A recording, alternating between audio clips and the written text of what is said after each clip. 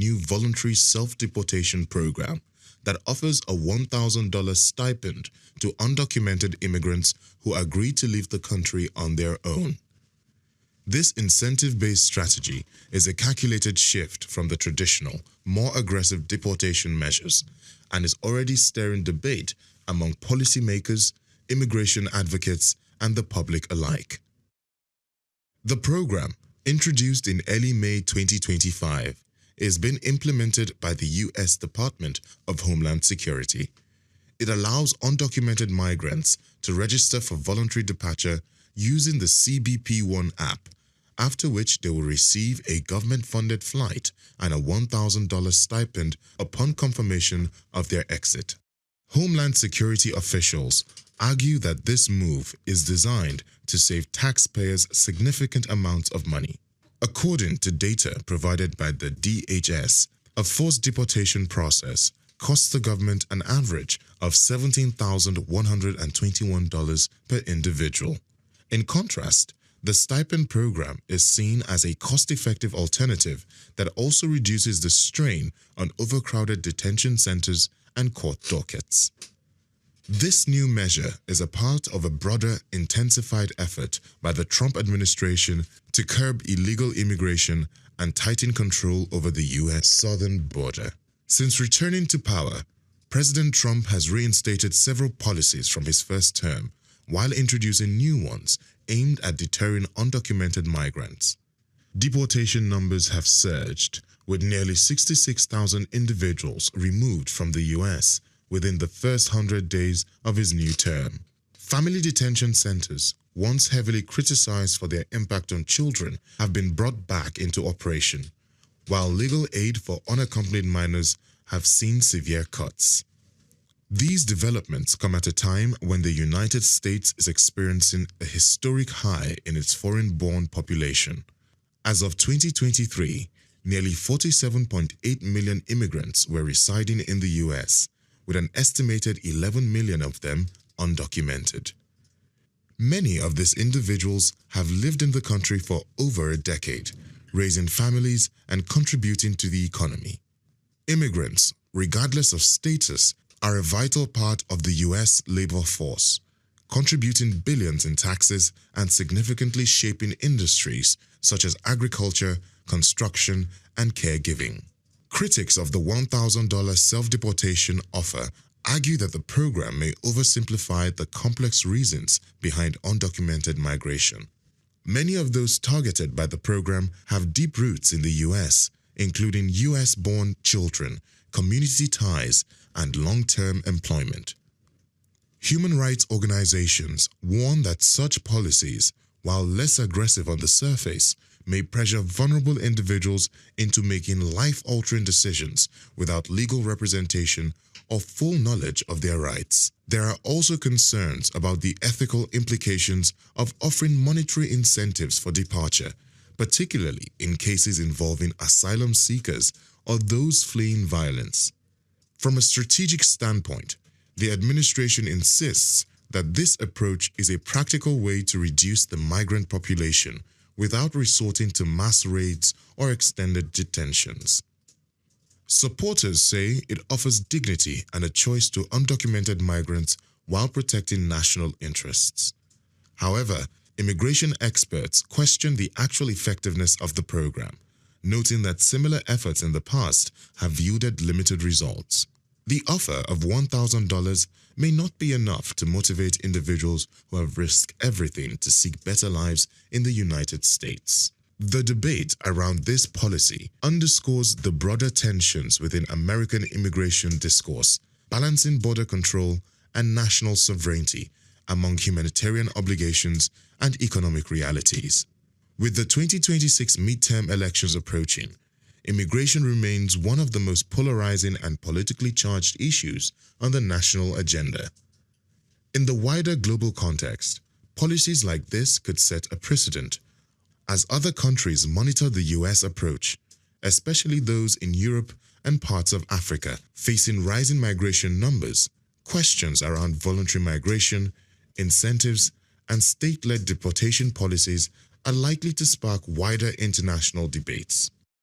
What remains clear is that the Trump administration's latest move is not just a domestic policy. It is a bold, controversial experiment in reshaping the global migration conversation. I am Moyosore Adibi for Souq News TV.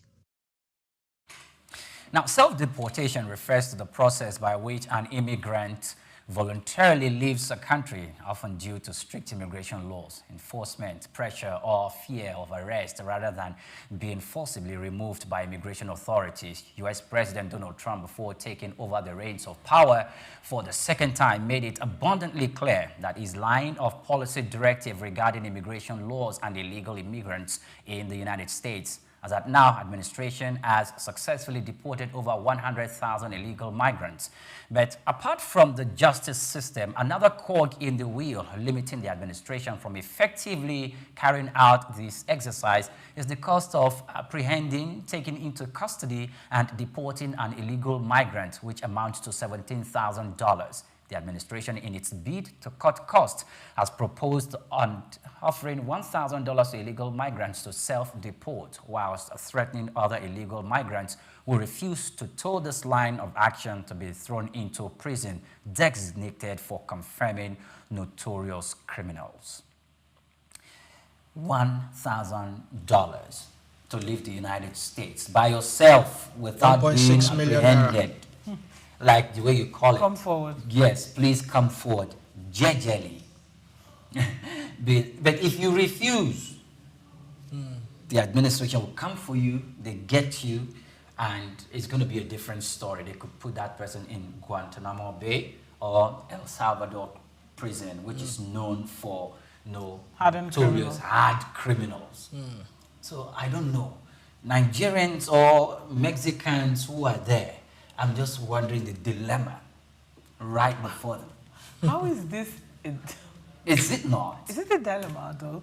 You are undocumented. You're undocumented. You're an illegal person. Some of them or are like the Homeland Security says, they're illegal aliens. Illegal aliens. That's what Homeland Security call them.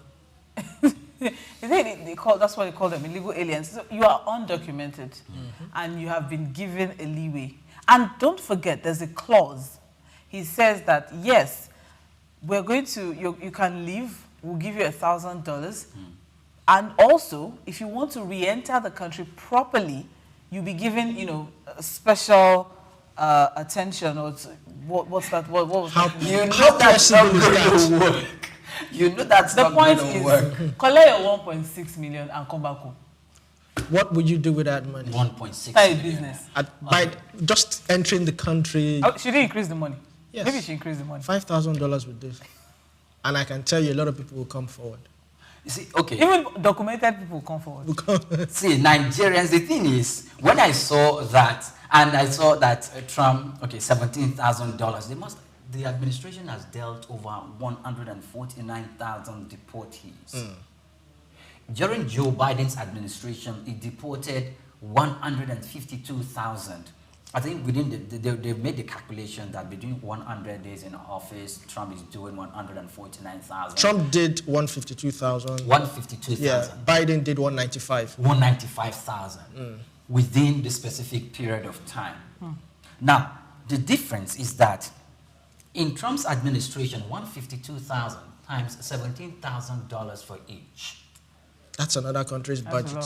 Yes, that's how much is that? Now, they felt that, okay, now this is the course of action. We are doing good. But you know what? It's eating deep into the treasury of the country.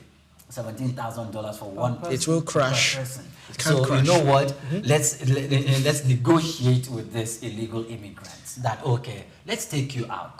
Just come and leave. And we give you a tip of $1,000. I think there should be a good negotiation. And I tell you, a lot of these people will have to relocate if the Trump hammer is going to get to this. They will have to relocate to New Mexico. You are making it sound like they are inconveniencing the undocumented people. Because some of them have a legal ground to stay behind. They have children who are legally documented to stay back in the United States of America. And you cannot take a 3-year-old and leave a 3-year-old by himself or by herself and take the parents and send them back to their country. So they have to watch over their children. That's an exception. What about those seeking that's asylum? The exception we should be looking at. That is the only exception. Those but seeking asylum? Is, they are on. If you're in asylum, you have your papers. Okay. You speak with they have deportation lawyers there. You speak with the lawyer will advise you. Okay. All right. They have, all this like migration lawyers and all of that specific for, situations like that. This. But I feel like we are making it seem like they are suffering these people. You are undocumented in another person's country. Go if they say you should go. But however, if it's a situation of I have my kids here, my kids are Americans. Yes. Or Melania Trump. She's documented. I'm just saying. You're in a situation of Melania Trump. My husband is an American. I'm not. Then situations like that, then you can come forward and have a conversation with the people or the necessary people, or you go to the Homeland Security, or you get a lawyer. Give me advice. What do you think? Should I step forward? Should I take the offer and reapply and come in clean, since my wife or my husband can file for me because he's an American? He can legally fight for me or file for me, requesting that I come over because of this and this and this. And I have been here. I pay my taxes. I have a clean record. I don't have any convictions. Everything is good. If situations like that, you can have a conversation with them, of which 17,000 to 1,000 is a huge drop. It's a huge drop. Why? It's below 10%. No, why? But still, Mr. Kromale. Why? The truth is, you are an illegal person. I am not. I'm in Nigeria. I'm in Nigeria currently as we They are illegal. I feel like people should have seen this coming the moment Trump was announced as president. Yes. In fact, while he was campaigning, even while he was campaigning, start packing your bags or start, what the process as regards ensuring that you are with your loved ones. Start putting things in place. There are a lot of celebrities that, they had to relocate. They said for the next 4 years that Trump is going to be president, they're not going to stay in America. But there's one thing we should look at. The thing is, that is why even lawyers from civil society organizations are beginning to make loud calls that, look, they are available to be approached, even by those who are really, who are, not potential, they are, if you look at it, they are the undocumented immigrants. Lawyers in the United States are saying, approach us. They are civil society organizations saying, approach us, we are going to take up your case. And the thing is, can you please give a right definition of someone who is undocumented, who is illegal in your country? Wait a moment. I know you will think I'm fighting the case for some Nigerians over there. But the thing is this. These undocumented or so-called undocumented persons who made their ways into the United States of America, they've earned a living. They are working in that economy, and they've started paying taxes to the American government. I need you to also understand that if you are undocumented, that means you are being paid under the table. Yes. Yes, okay. So yes, but it means if that you are being paid under the table, but you are not paying your tax under the table, you are paying your tax to the government. So technically, it's not you paying the tax; it's the person who's paying you that's paying the tax. But that person it's not you directly. You're not paying tax because you are being paid under the table. They are giving you money. That is below the standard of the minimum wage. Also, like you. Exactly. I also need you to understand that. The fact that they know that you're undocumented, so they pay you way below the minimum wage because they know you can't talk. You can't complain. You have to accept what they give. But that is an industry in itself that is feeding the United States economy. And Thank you. That is why I believe they should have a conversation. But that conversation, how can Trump would be mentioning $1,000 to $17,000? You're making it seem like they are doing it's a negotiation. It's a negotiation. Because sometimes, except these people come forward, the United States government may not even have the evidence against these people to take them out. It's America. They know how they'll get them out. But the point is, you're making it seem like they're doing them a favor. You are in our country. You don't have the right paperwork. We're trying to reduce. You know that unlike some governments, that I'm not going to mention the countries, unlike some governments, America is responsible for its citizens. Okay. America is responsible for a lot of things, from health to education to transport. They're responsible for a lot of things. They pay off for a lot of things. Subsidy is a regular, it's a constant, it's sacrosanct in America. Okay. In America. And they have a lot of people that, you know, take advantage of these things, but it's not in the records. There's a reason for these things. And we're making it seem like they are being wicked to them. They're doing terrible things to them. You're not documented. It's either you get the documents or you find a way to you know, renegotiate your stay. I know someone who is currently in the UK at the moment, and his student visa will soon expire.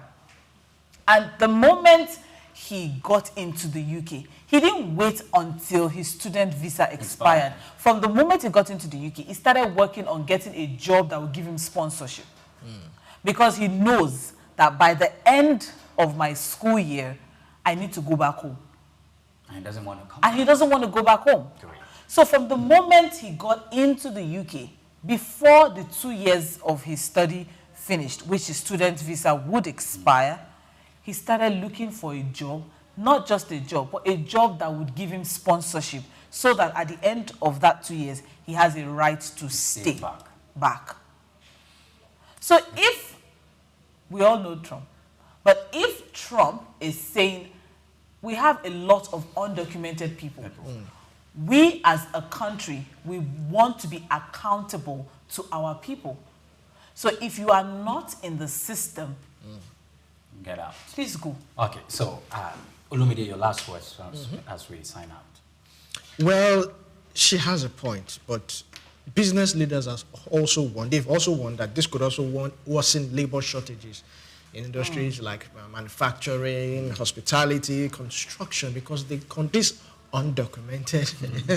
They form a large chunk of the workforce. If for instance you find yourself in America, except you're a citizen, this is where you will fall in. If you want to get a quick job, menial jobs. Let's be honest, it's the easiest. Odd jobs, washing plates in restaurants, on construction, manufacturing, care work, and all of that. Because most of their citizens don't even want to do it. They can sit back and collect whatever the government gives them at the end of the month. Social security, and then move on. So this is where the undocumented, I mean, most of them, you find them in homes as maids and all that. So they really contribute to the economy, just like you said. Yes, they pay tax in a way through their employers. Yes, they are underpaid, but they are not complaining. In a way. It's better than where they are coming from. It's better than where they are coming from. Well, we're out of time, and that's where we would draw the curtain on this conversation today and Souq business landscape. Many thanks for joining us today. I am Oyim Priye Krumale. Until we come your way again, do have yourself a splendid day ahead.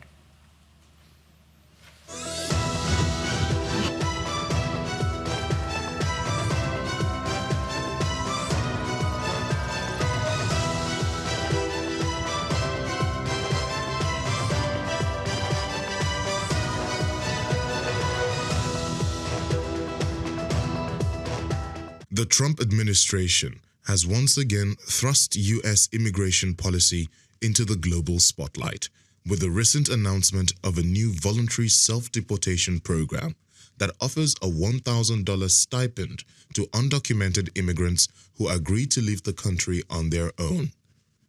This incentive-based strategy is a calculated shift from the traditional, more aggressive deportation measures and is already stirring debate among policymakers, immigration advocates, and the public alike. The program, introduced in early May 2025, is being implemented by the U.S. Department of Homeland Security. It allows undocumented migrants to register for voluntary departure using the CBP-1 app, after which they will receive a government-funded flight and a $1,000 stipend upon confirmation of their exit. Homeland Security officials argue that this move is designed to save taxpayers significant amounts of money. According to data provided by the DHS, a forced deportation process costs the government an average of $17,121 per individual. In contrast, the stipend program is seen as a cost-effective alternative that also reduces the strain on overcrowded detention centers and court dockets. This new measure is a part of a broader, intensified effort by the Trump administration to curb illegal immigration and tighten control over the U.S. southern border. Since returning to power, President Trump has reinstated several policies from his first term, while introducing new ones aimed at deterring undocumented migrants. Deportation numbers have surged, with nearly 66,000 individuals removed from the U.S. within the first 100 days of his new term. Family detention centers, once heavily criticized for their impact on children, have been brought back into operation, while legal aid for unaccompanied minors have seen severe cuts. These developments come at a time when the United States is experiencing a historic high in its foreign-born population. As of 2023, nearly 47.8 million immigrants were residing in the U.S., with an estimated 11 million of them undocumented. Many of these individuals have lived in the country for over a decade, raising families and contributing to the economy.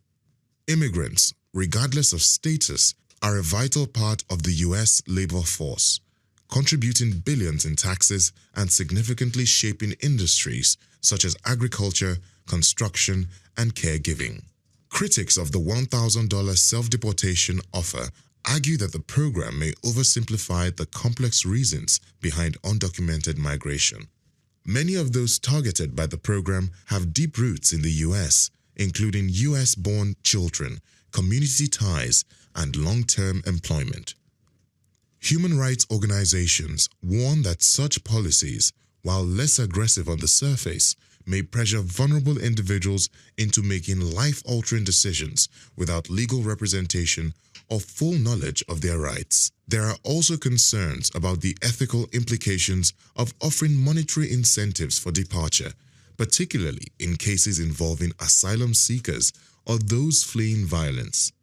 From a strategic standpoint, the administration insists that this approach is a practical way to reduce the migrant population without resorting to mass raids or extended detentions. Supporters say it offers dignity and a choice to undocumented migrants while protecting national interests.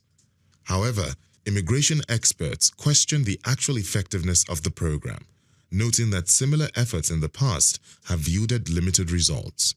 The offer of $1,000 may not be enough to motivate individuals who have risked everything to seek better lives in the United States. The debate around this policy underscores the broader tensions within American immigration discourse, balancing border control and national sovereignty among humanitarian obligations and economic realities. With the 2026 midterm elections approaching, immigration remains one of the most polarizing and politically charged issues on the national agenda. In the wider global context, policies like this could set a precedent as other countries monitor the U.S. approach, especially those in Europe and parts of Africa facing rising migration numbers. Questions around voluntary migration, incentives, and state-led deportation policies are likely to spark wider international debates. What remains clear is that the Trump administration's latest move is not just a domestic policy. It is a bold, controversial experiment in reshaping the global migration conversation. I am Moyosore Adibi for Souq News TV.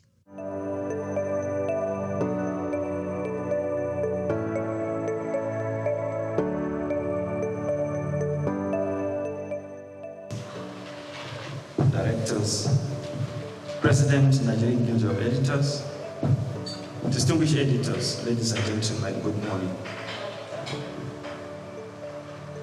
Mr. Chairman, as part of your engagement to engage with various stakeholders, you have met with various groups, and another critical group that you are meeting today are members of the Nigerian Guild of Editors. Of course, you had a meeting with NUG,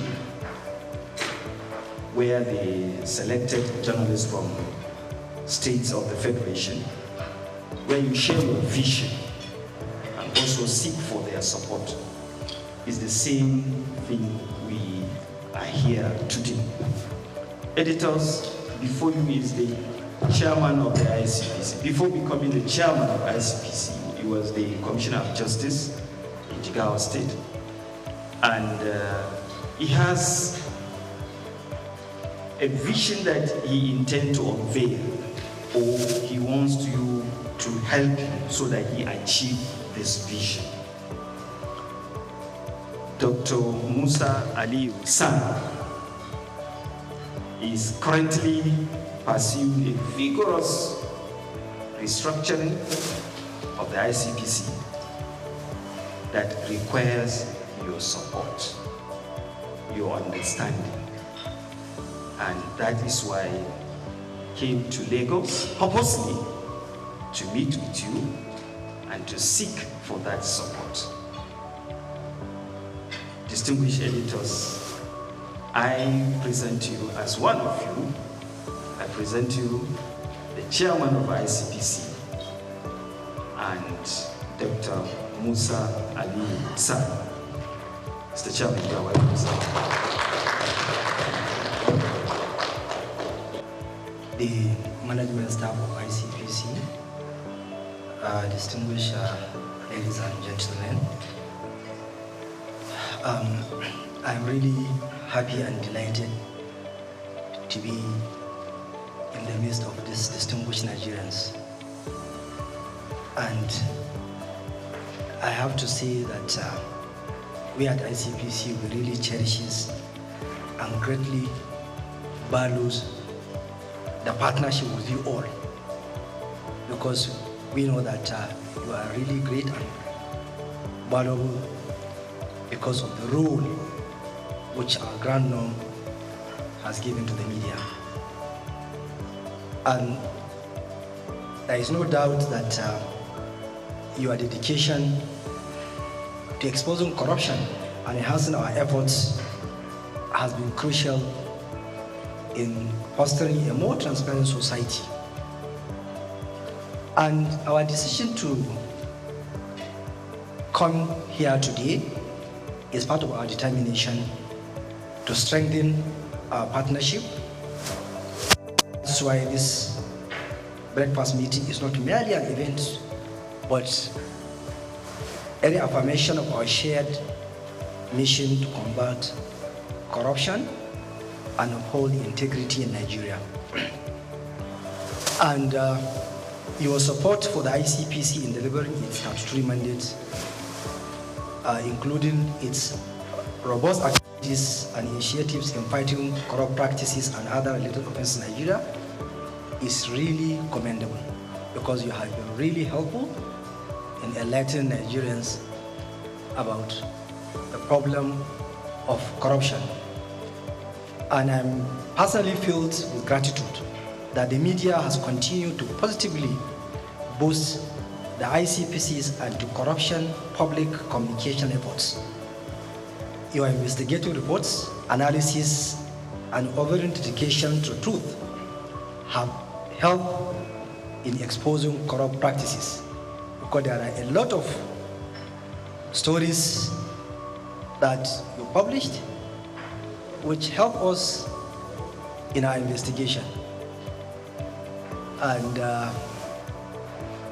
most of these stories, they have led us to discovering some massive challenges that is facing, or that are facing our public sector. And if I may recall, there is one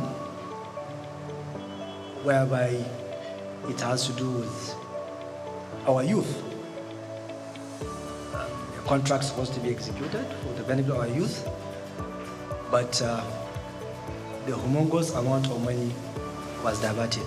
And it was as a result of one of you we discovered the challenge. So I thank you for the contribution. As we salute your commitment to the crusade against corruption, ICPC under my leadership is really serious to ensure the sustenance and heightening of our collaboration with you. And the media is not merely an observer, you are a frontline partner in the fight. And over the years, ICP has adopted a strategic communication approach in line with Section 36 of the 1999 Constitution as amended and Section 27, Sub 4 of the ICPC Act. And these laws ensure the protection of suspects' rights while remaining strict, diligent, and stand in our actions. And ICPC will remain resolute in propagating the rule of law and protecting human dignity. And also, ICPC under my leadership prioritizes the protection of whistleblowers and the integrity of investigations. And transparency is a cornerstone of our work, and we will continue to provide verified information through official channels, which include press releases, newsletters, and our digital platforms. May I quickly review some of our engagement last year? Last year, because I was Attorney General, and I rallied my former colleagues, we had a meeting in Abuja, whereby we look at the challenge of corruption at subnational. We reviewed the problems and also agree that we need to work together. As a former Attorney General, I know that they are critical because they are the chief law officers of the states. That is why I engaged them, and after the meeting we had in Abuja, we started the zonal engagement. We had one in Kano for the Northwest, where we discussed challenges around corruption within the zone. And also this year we are going to the other geopolitical zones to have similar deliberations. And also in September this year we are going to sit down and review what we have done to see how can we partner. Because I feel the attorneys general are critical. And as chief law officers, they need to work together with us, because by Section 15 of the Constitution, all of us are supposed to put hand on deck in order to fight corruption and also to see how can we tackle abuse of office.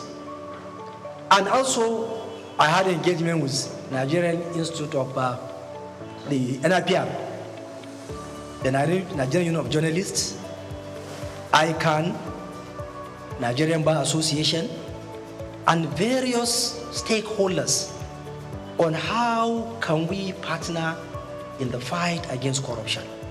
Because no single entity can fight corruption. We need to work together. So that is why I reach out to various stakeholders to ensure that we are on the same page. And last year, we were able to reach out fiscally 1,458,000 individuals through our 579 sensitization exercise conducted under our community engagement programs. And we issued about 188 press releases. And also the Commission experienced increased followership in our social media platforms. And also we introduced what we call ethics pods, a podcast, whereby we are sensitizing Nigerians around the issue of corruption. And also, there is no way we can succeed without having planning. Our strategic action plan 2024 to 2028 was unveiled last year, whereby we gathered stakeholders and discussed it, because that will be our focus on how we can work. And our strategic action plan is in line with the National Anti-Corruption Strategy, which has 5 pillars: corruption prevention, issue of enforcement and punishment, ethical orientation, and also enlisting public support of Nigerians, so that, and also recovery of proceeds of crime and management. And this is the area whereby we have upscaled our activities to see that we trace, recover, and manage the process of crime, and also to remit it back to the Consolidated Revenue Fund, so that we won't allow those allegedly took away what did not belong to them to go away with it. Because if you allow them, once they accumulate the process of crime, no doubt they will use it and also to fight back. And also they will deprive Nigerians with what they are supposed to have in the issue of infrastructure. So that's why we focus seriously in that area of recovery of process of crime. And also ICPC, as you know, that it has laudable programs. And one of the key issues which I focus is that I ensure that I consolidate all what the previous chairman of ICPC have done, from late Justice Mustafa Akambi to Professor Wasoni.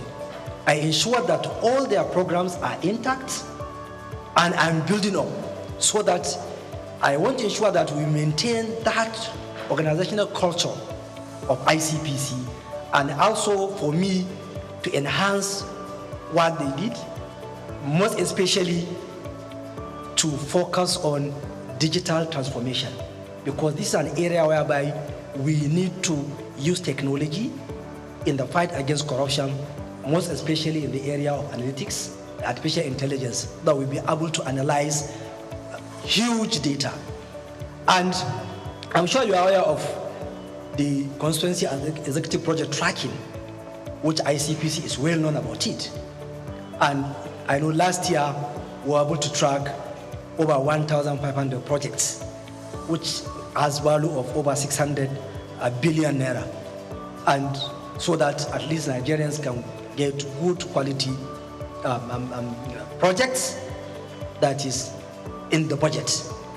And also the Ethic and Integrity Compliance Scorecard, which is an initiative of ICPC, which measure institutions' adherence to ethical standards. We released the results, and I have seen the impact, because most of head of agencies that have not done well, they reach out. Chairman, why? What are our challenges? Can you help us to see that we overcome these problems? Which is really good, because I have never thought that it will have that impact. And why? Because of you here. You have gave it wide publicity. So because of that, most of the head of agencies now, they reach out. Please, how can we do well next year? So I thank you for the assistance. And also our sexual harassment prevention program, which is tackling corruption linked to abuse of power.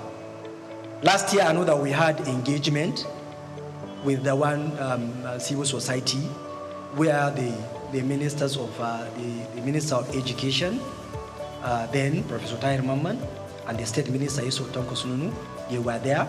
The former Minister of Affairs was there, and also over 20 commissioners of education across the country, they attended, because we discussed the challenge around the problem of sexual harassment, most especially in our tertiary institutions, because our students are victims of this challenge.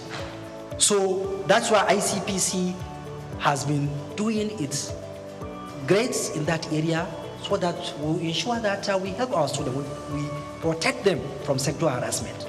And I'm sure that you are aware that currently there is one of the senior academics that is facing trial at Abuja Federal High Court on this issue of sexual harassment. So, and we are determined to ensure that where there is credible evidence, any sexual harassment complaint tabled before us, we will make our efforts to ensure that we investigate it and also take the matter to court where there is evidence.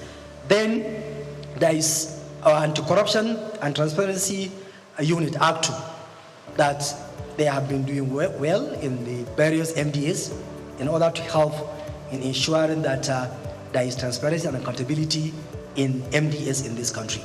Then, when I came in, I tried to bring up my policy, which I call it Care for Impact, to ensure that ICPs as an agency, I consolidate the good culture of that agency, and also an agency which is accountable, responsible, and efficient in approaching all issues that are coming before us. So that one too is something that I unveiled it last year, and we have been using it. Now, recently, we are aware of the decision of the Supreme Court about the local government autonomy. So we have looked at the decision, and also we have been having various engagement with civil society to see how can we give our quota, how can we contribute our quota in ensuring that the local government autonomy operates the way it's supposed to, and also how can we follow what are happening in the local government councils. And we are trying to bring up what we call corruption prevention program for local governments, whereby we'll monitor activities at all the 774 local government areas in this country. One problem we notice is that in this era of technology, there are only 7 local government areas in this country that have functional websites. So we feel that is not right. So we will now try to see how can we use technology to force the local government council to make information available to Nigerians so that Nigerians can follow what they are doing. You, also the editors and other media stakeholders, can be able to follow what are they doing so that we will monitor if there are issues, questions can be asked. We too, we can follow, because we don't have the enough manpower to go over all the 774 local government areas. But we feel technology can help us. And we know that practically, I don't think there are procurement processes in our local government councils. This is an area where we need to look at. And also, we will ensure that there are mechanisms around control of corruption, around the issue of finances of local government councils. So we will team up with the media, with the civil society, to ensure that information are available. Nigerians know what is happening, so that at least it will reduce the challenge of corruption at local government level. Last 2 weeks, we are in Gombe, myself and Ola, the chairman of the EFCC, and we discussed around the challenges at local government level. So, and we are determined to ensure that we focus there so that Nigerians at the local level can get the dividend of democracy. And even recently, we have been facing challenges around the issue of this local government autonomy, because there is even one caretaker local government chairman whom we charged to court, because after the decision of the Supreme Court, he continue to spend government money to award contracts, despite the fact that the Supreme Court said, look, stop. And also we know how challenging this issue of local autonomy has been since 1999. But ICPs as an agency, we will ensure that by virtue of Section 287 of the Constitution, we have the power to ensure that the decision of the Supreme Court is implemented fully. And also, I'm appealing to those who are making attempts not to comply with the decision of the African Court to please desist. Because Supreme Court is the last court. Once it delivers a judgment, we must comply. That's what is rule of law. Because ICPC will continue to monitor and investigate, because any caretaker local government chairman from 11th of July 2024 who spent public funds, who award contract, that is corruption. because you don't have the mandate. And also the Apex Court has already spoken, so we must comply. Now, in my 1 year in office, there are a lot of international engagements which ICPC engage in. And in one of the engagements is that last year in September, we had an event in Beijing, China, whereby there is Global Network. Global Network is a coalition of over 200 corruption agencies across the globe from 124 countries. And I had the privilege of leading ICPC delegation and Nigeria, whereby Nigeria participated in an election of steering committee member, and Nigeria was elected as one of the top steering committee member of that Global Network. And also, one area which I made mention that we have been focusing is the issue of asset recovery. Asset recovery is really area whereby we in Africa, we must focus on it, because we have seen how our own resources have been taken outside the continent, going to the global north. So that was why at the African Union level, if you may recall, in 2015, there is Thabo Mbeki high-level committee, whereby the heads of state of African countries agree that there is need for a forum of asset recovery practitioners in Africa. And the processes of bringing up the forum, it was last year that the forum was established in Ethiopia, Addis Ababa, and I was elected as one of the representatives of West Africa, whereby we met in Arusha, Tanzania in November, whereby I was elected as the interim chair of that forum to try to galvanize the 55 African countries and corruption agencies to ensure that we come together to see how can we help Africa to recover and repatriate stolen assets that are kept somewhere else. And we agree that, look, apart from slavery, which is our own human resources that was taken to other continents, there are a lot of stolen assets of Africa outside the shore of Africa. And we know what is happening. Whenever you want to trace and recover, the experts outside Africa will charge you huge amount of money to recover all professional fees, to recover those stolen assets. So that was why we say, no, we need to come together as Africans. Let us identify our experts within the continent. If we need somebody to trace, Nigeria doesn't have the expert. It can look for Ghana, Kenya, or any other African country. Do you have the expert? Yes. So that's why we are coming together to see that we trace, recover, and repatriate the stolen assets. Also, we'll keep on raising this issue of stolen assets at various fora, because the United Nations Convention Against Corruption has already backed the issue of stolen assets that we need to recover it. So this is an area whereby that I'm chairing now, and we are trying to see how we will make efforts to see that it has seen the light of the day. And distinguished editors, we know that corruption thrives where there is silence or in silence. But your voices are the ones that can shatter that silence. Your role in shaping public perception and holding institutions accountable cannot be overstated.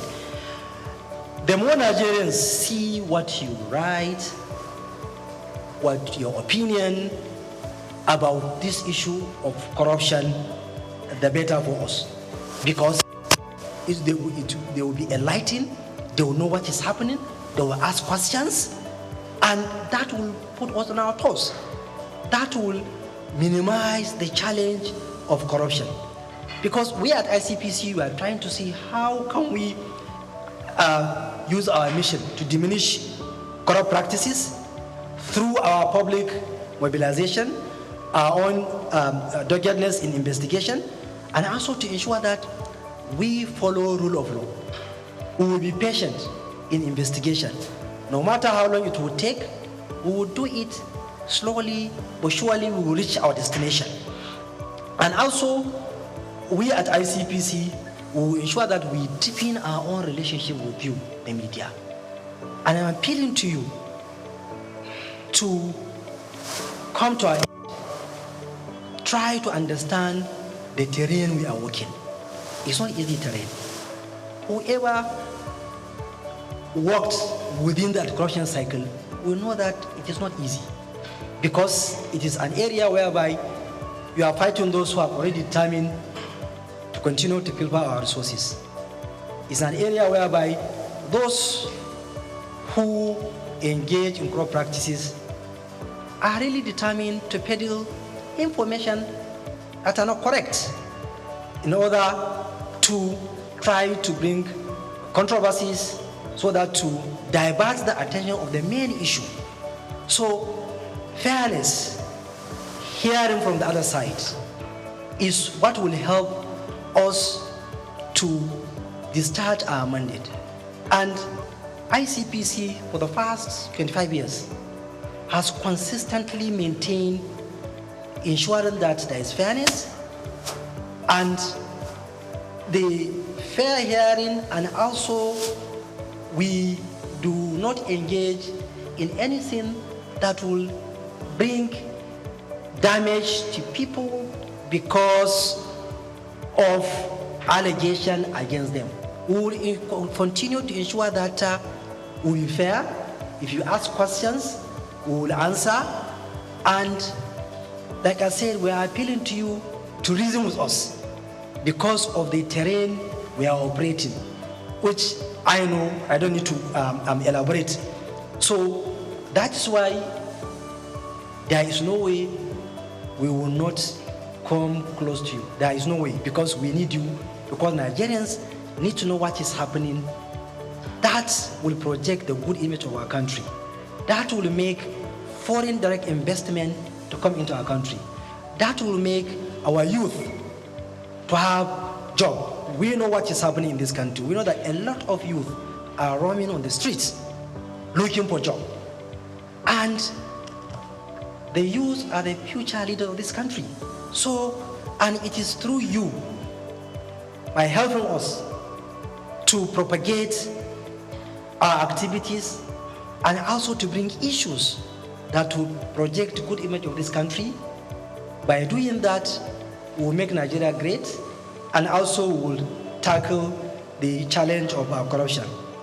And conclusively, I want to emphasize that you mean a lot to us, and that we count on you as dependable partners in ensuring that Nigeria is corrupt-free, and also I'm sure that partnering with you will continue to help ICPC to move forward, and also ICPC will continue to record achievements, and we hope that the aspiration of Section 15 of the Constitution will be realized, where Nigeria will be a country free from corrupt practices and abuse of office. Thank you so much. Money and property last year, and I even know even this year too, we recovered some amount of money and also property. Even currently, we are tracing and marking some assets in one of the states where some people diverted public funds. Even this morning, I know that there is an amount of money which we recovered from the diversion of public funds. So we are talking about both the fixed and movable property. That's if you are talking within Nigeria. Even abroad, it is the same thing. Although during my time, ICPC did not recover any assets from taken outside the shores of Nigeria. But I know that we are collaborating with one of the African countries about money that was brought into Nigeria from that country. We are tracking and to trace the money so that we will see how the money can be taken back to where it was brought in here. So this is what I can say. And some of the issues you raise are part of the problem. Like I said somewhere else, and I kept on saying, I will say it here. My first contact with public office is when I was Attorney General. That was when I now realized that all what I was thinking, when I came into contact with the reality, then I now realize that we Nigerians are part of the problem. One of the issues you raised about societal pressure. I'm not saying that it's a justification for any public officer to engage in corruption. But I'm sure you have had one or two discussions with those who are holding public office. The kind of stress and pressure that public officers are undergoing in this country is too much. Because the family, the friends, associates expect you to give them money. And this is one of the factors that is now pushing those in public office to go into that. And I noticed that any public officer who resists, you are considered as awkward, very difficult, and they will keep on pressurizing you that if only people that are strong that can stand that pressure. And also some people too, they are even daring, will tell you, I was a victim when I was Attorney General. And I want to say it here, maybe the person who did it will hear an issue which I say, look, AG, we want you to do this thing. I say, sir, it's not even in public office, it's not even a public officer. I say, sir, I can't do this thing because my conscience will not allow me to do it. After they put pressure from different angles, okay, you are a young man. How? I don't want to destroy your career. And I say, sir, my career is not in your hand. It's in the hand of God, my Creator. And I left. What followed, it wasn't pleasant. I had to battle for more than 1 year of series of blackmail, from one blackmail to another, just because somebody wants to get money, and he can only get that money through me. And I was put under intense pressure to succumb, which I did not. What followed was I was put under serious stress. Now, the second problem is there is this theory. Whenever the corruption, if you look at it, if the benefit is high, the risk is low, people will keep on to engage. If people know that if you engage in corruption, it is really highly risky, you will lose your reputation in public. People will never consider you as somebody who has reputation in the society. People will be careful. If you know that the punishment is going to be very harsh, people will be careful. But if the risk is very low, the benefit is high, so people will continue to engage. So that is why we need to look how can we strengthen our laws to ensure that those who engage are punished seriously. And also, you, the media, you have the role to play in sensitizing Nigerians that those who are trying, please try to support them. And distinguished aides, I want to tell you that there are good people in this country. Every part of this country, there is no part of this country that I did not come across people that detest corruption, people that are serious, people that help me. I met a lot of people that are trying to see how can we help this thing, how can we fight this corruption, Chairman. But the problem is that the support from the public, sometimes people are not willing to support because they feel, you know, what you are doing is not worth it. And also because of the pressure, so people feel like, okay, let us leave you, go and do what. So this is second problem. And also, we need to see how can we fasten the judicial process. Because it's law. It is not the law that is the problem, but rather some of us within the system, we try to put stumbling block in the judicial processes, bring in series of applications, truncate, so that you will see one case will take many years. Even the witness will be frustrated. You call a witness today, the matter is adjourned, and I'm not saying that it is the fault of the judges, no.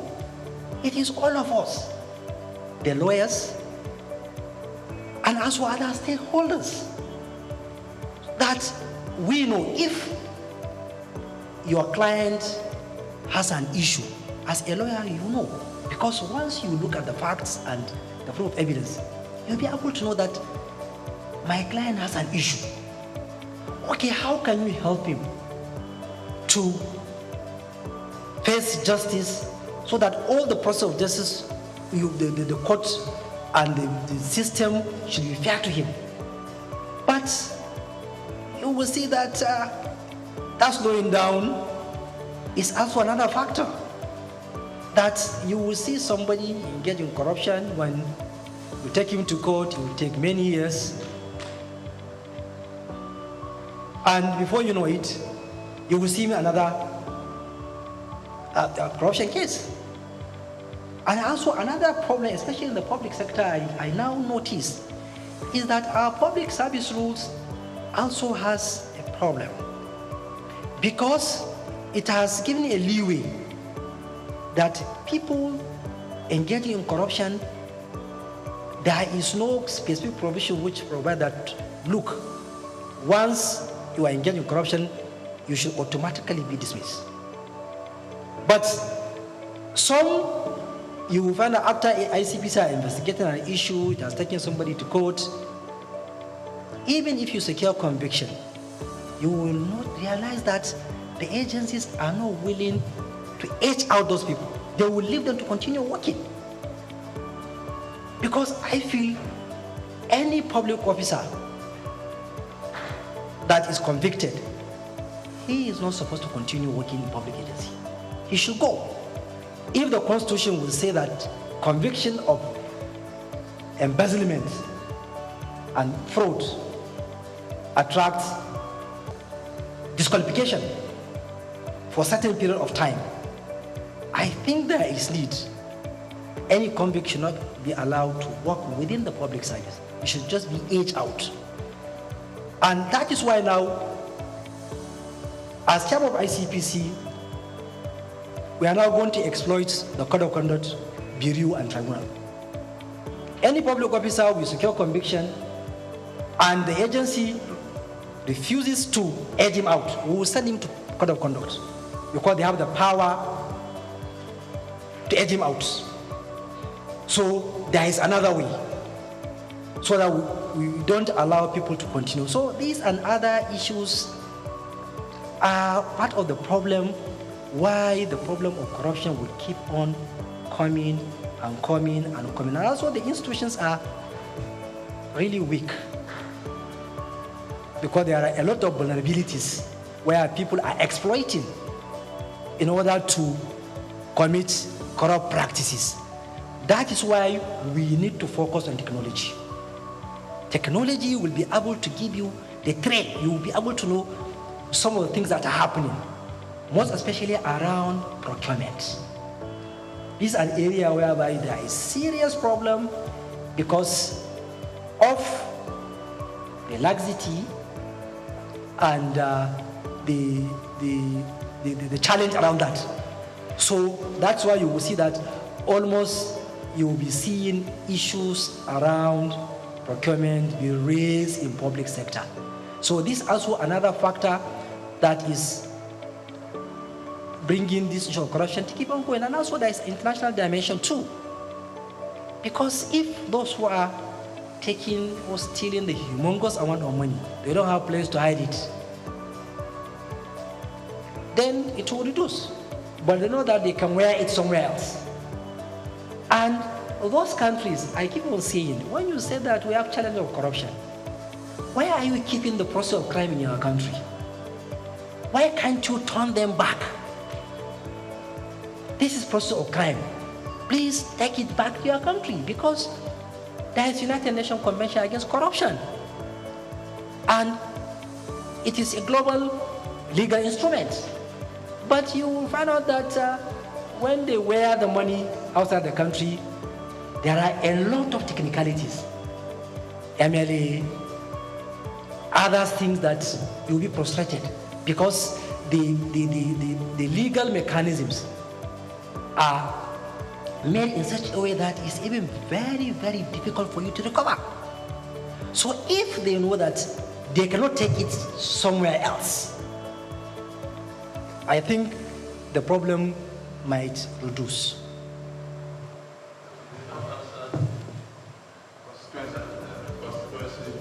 Okay, the constituency project, like I said, we have been investigating the issue because it's a challenge that has been with us for a long period of time. And from what I notice of why the challenge keep on coming is one of the issues you made mention. Because there was a time when member of National Assembly, he told me, say, Chairman, I have concern. I say, what is your concern? He said, it's about this your concern executive project tracking. You people are doing well. But I know why this issue will keep on coming. On that day, he was telling me the challenge he was facing. There was burial in his hometown. You need to contribute. He said, look, somebody had domestic accident. He called me. And so he kept on mentioning, he said, I'm not justifying, but the societal pressure on us is too much. That's why only those who are strong will resist. And I don't know whether that is part of the reason why we are having this challenge. And to be frank with you, we have noticed areas whereby some of them did not execute the project. We have noticed whereby some of them, they did shoddy job. We have noticed whereby some of you notice that, like I keep on saying, a well is supposed to be dig in one place and somebody will just take it to his home farmland. We will see whereby street lights, instead of to be installed on the streets, somebody will put in his house. So these are challenges that are keep coming. And I know that there is one of the newspapers last year, they made a front page story that ICPC has failed to tackle this challenge. And I know that we have been doing our best. And we did a lot because we have recovered a lot.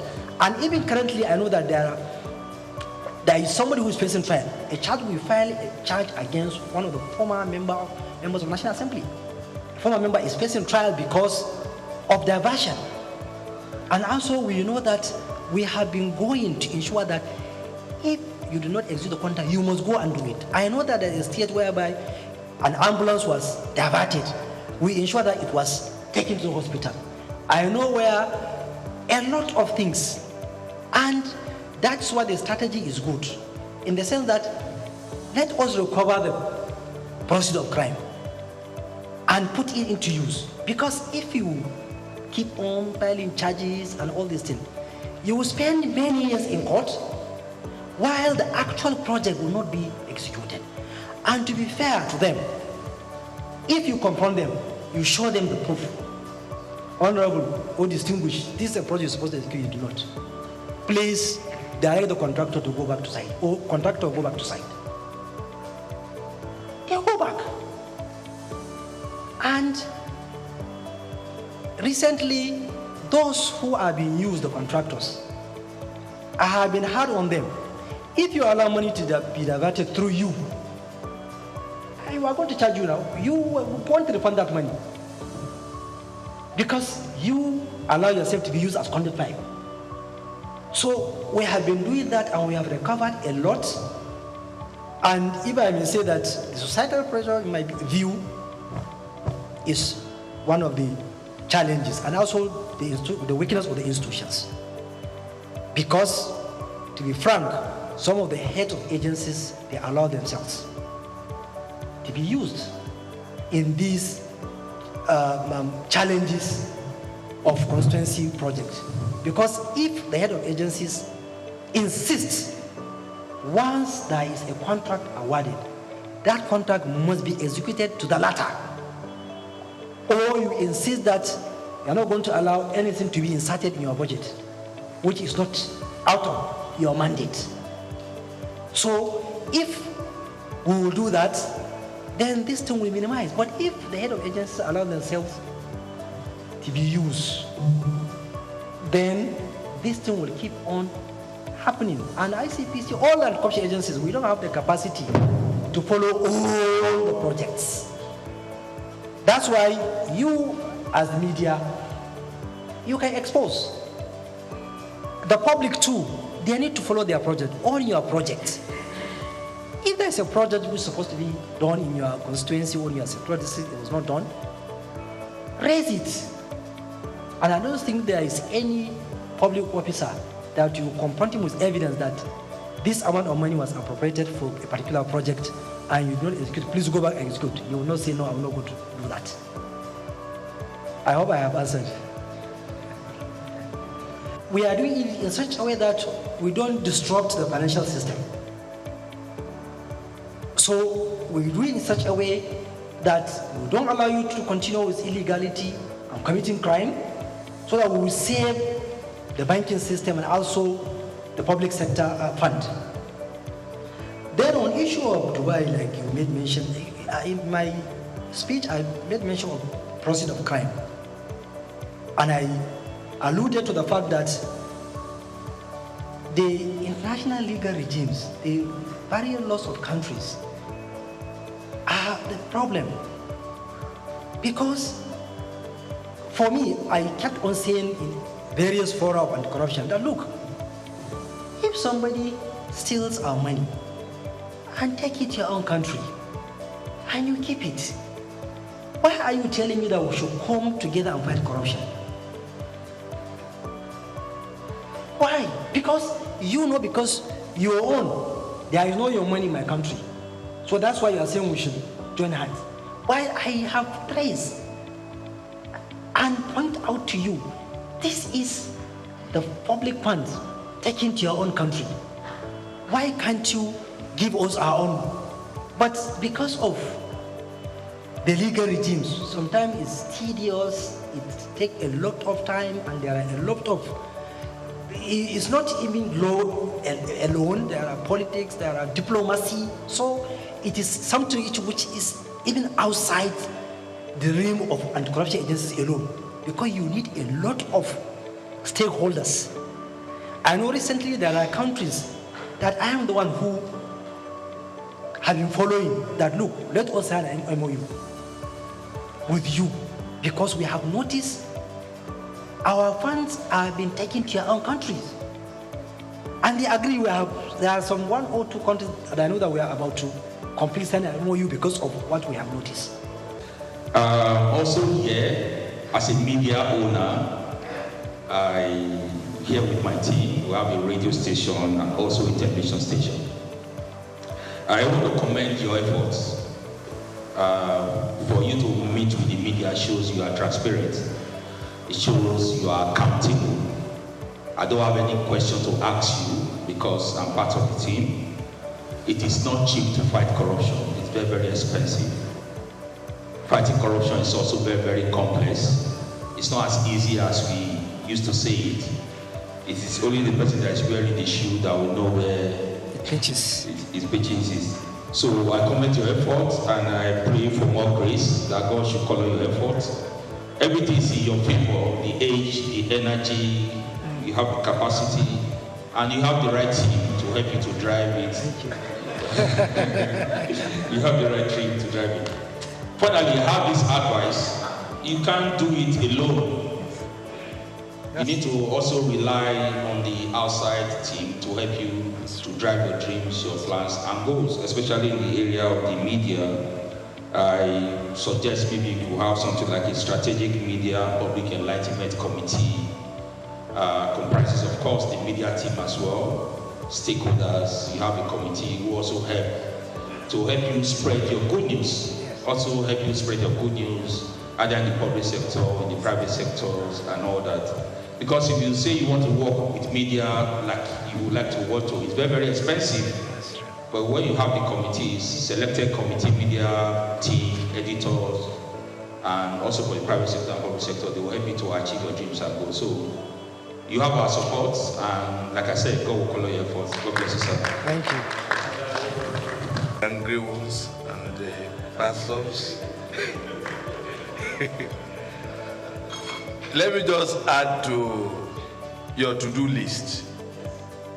I had 2 questions written down, but after Ikechukwu gave his lecture, I decided to calm down.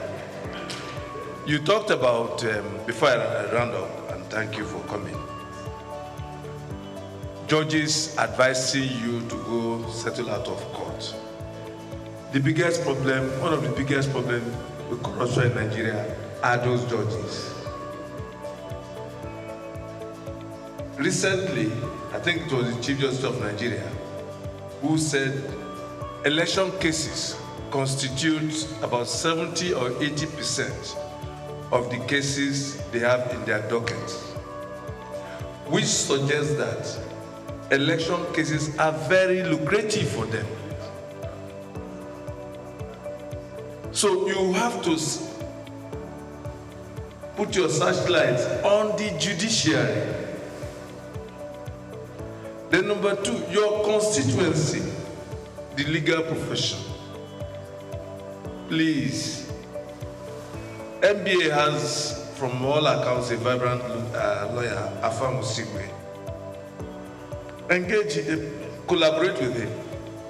MBA too has to deliver. Plea bargaining takes place and judges advise you to go settle out of court. It's because the judges too are corrupt. The appointment and promotion mechanism on the bench is also corrupt. Search the NJC. Today, the type of, what's the word now? Corruption in terms of judicial promotion in Abuja is huge and impacts on the quality of judgment delivered. So, Mr. Chairman, the biggest thing you have done is to come here to show transparency. You said corruption thrives when there's. I also say this, I'll add to that corruption thrives when there's darkness. when it's hidden. So your coming out here suggests that you really want to fight corruption in partnership with my colleagues. And it's a brilliant thing you have done. I know you met some of my colleagues in Abuja, and that's why the Secretary of the Guild and the Deputy President of the Guild are here. You have to continue. Because if you want to work with the media, honestly, the way you have shown, the media will work with you, and Nigeria will be better for it. Thank you for coming. God bless you. And I will do my best to discharge my duty to the best of my ability, together with the officers of the ICPC. That is why, if people are raising the issue of bias, the issue of all this lie, you cannot prevent people from raising those kind of issues. But one thing I know, that if I satisfy my conscience, I'll go to sleep. And like I said, there is somewhere else that we are going to account somewhere. And that is why I try as much as possible to be fair in what I'm doing. And also God knows what I'm doing, and also know my ability, because the anti-corruption is a very complex and difficult thing. Sometimes getting evidence, getting things is difficult. Even if you're investigating issues, somebody will look like you are targeting you are targeting somebody, or you have a motive, or this thing. So on my own part, I will do my best, and also posterity will judge, because that's the only thing I can say. On other issue, which like the president said, that the lecture you gave us, and some of the things you raised, I quite agree with you that those are the challenges, and we need to work on them.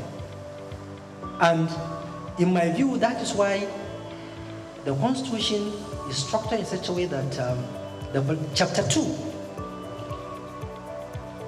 it is left in such a way that it's you, the leader, that should strive to ensure that Chapter 2 is realizable.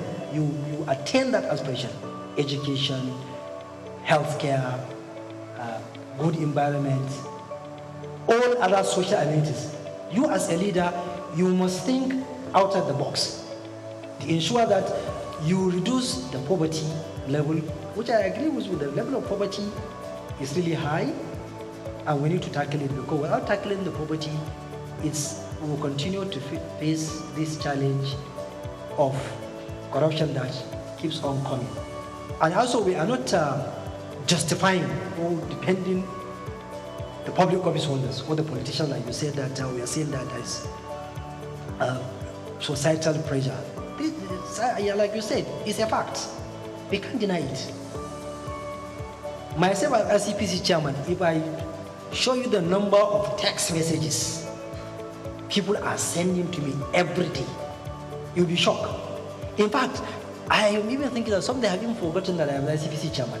Maybe they are thinking that I am chairman of one local government or a state governor, because they will keep on sending. So, and also they will keep on calling, because the number of calls are such that they are unbearable. And we are part of the society. Even if we deny, there is certain thing that even if you deny is a reality. And I agree that poverty is one of the factors. But also we have to keep on telling people that they need to consider public holders. And also we, the public office holders, also, we need to live a simple life. Because some of us, the way we are living a very larger life, that's why people will keep on pressurizing you. But unfortunately, it is also us, the Nigerians, that are pushing people. Like that member I started the example, he told me that my constituents were telling me that, look at this man. He has finished house order, he has an old car. up to now. So people are even look at you, there are certain things that even if you exhibit as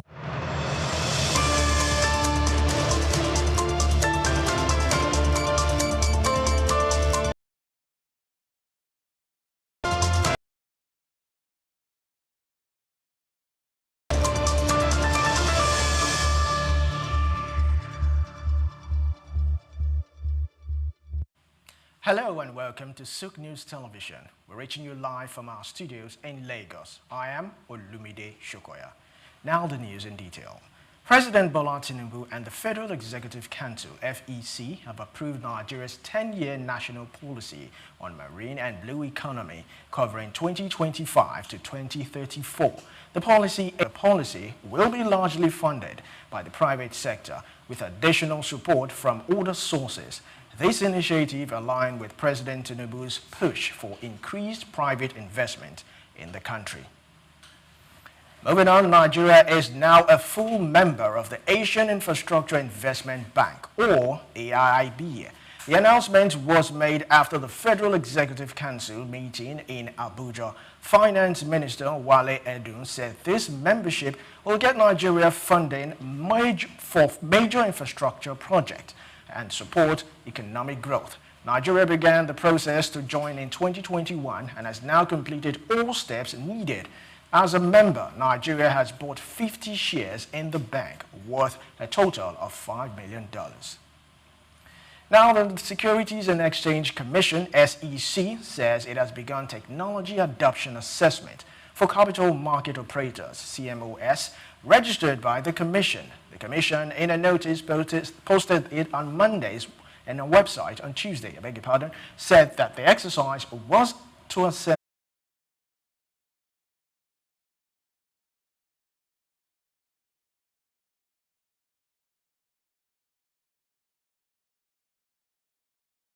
economic stability.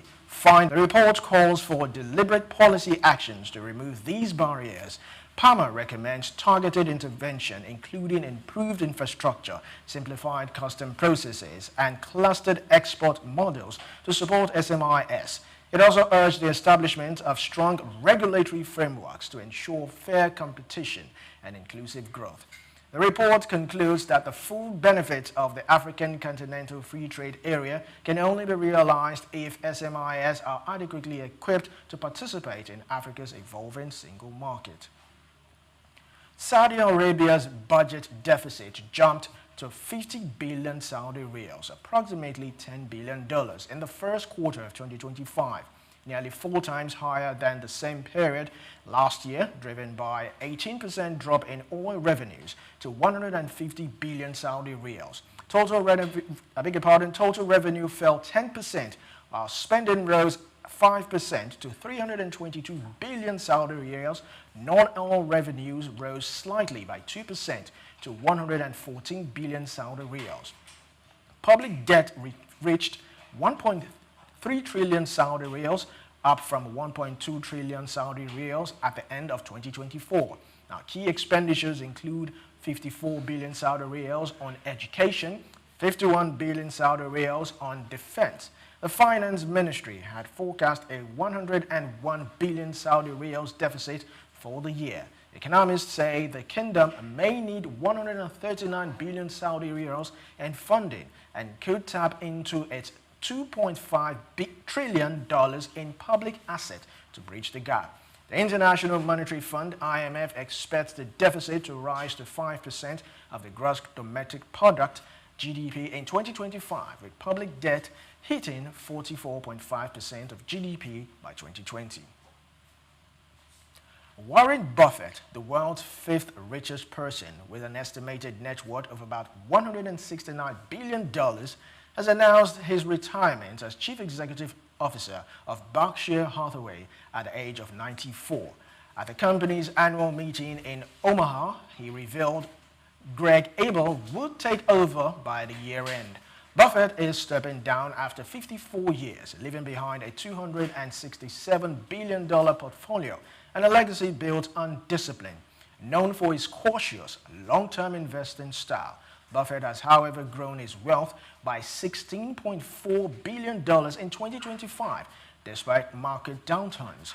Under his leadership, Berkshire has grown into a $700 billion conglomerate, owning businesses like Geico, Clayton Homes, and Dairy Queen, and maintaining substantial stakes in companies including Coca-Cola and American Express. In a twist, however, Buffett saw his net worth decline by $8.1 billion on Monday following a sharp drop in Berkshire's share price and official announcement that he will retire by the end of the year.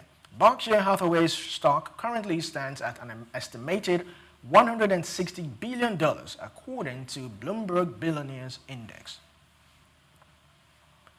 And that's a wrap on the world news on Souq News Television. Do well to join us on all our social media platforms at Souq News TV. I am Olumide Shokoya. Do yourself a lovely day.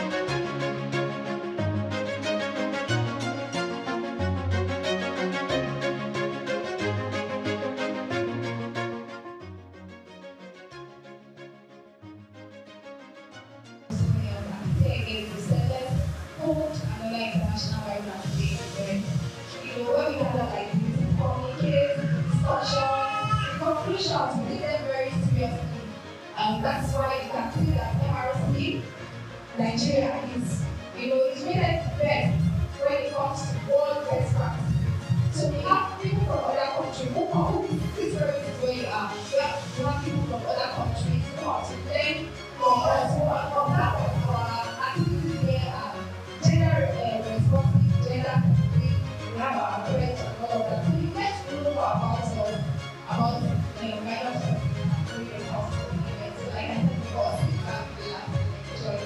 so at this junction, I would want to call or recognize the presence of some experts.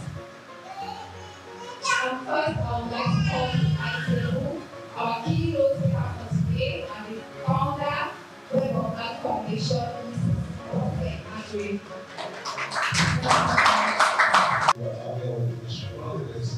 I would like to give us some things that we do which are the houses order. Okay, so everybody has very much of your employments, so that the government is able to government together. And the office is great to do. They also do the industry in 2022. President is the network of state offices, district offices, and seasonal office, which the headquarters is the Abuja. The information we want to realize it's our from the constitution of the federal government election and senate constitution. Then also it is our obligation of the legislation is we have our corporate ministries, which are like corporate cities. We have exclusive information we want to are exclusive exchanges in front of our government.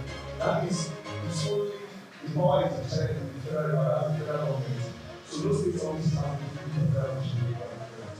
So the legal framework that guides the operation of federal mission is the Labor Act, that's part of our as a Manufacturing Act, Trade Disputes Act, Trade Union Arbitration Conciliation Act, Employee Compensation Act 2010, Child Rights Act, Pension Reform Act, Geneva Conventions, National Insurance Trust Fund Act, National Health Insurance Scheme Act, National Minimum Wage Act, Productivity Center Act, National Directorate of Employment Act, Nigerian Children Trust Fund Act, National Institute for Labour Studies Act, last but not the least, National Policy on Labour Migration, which we still have others still coming up.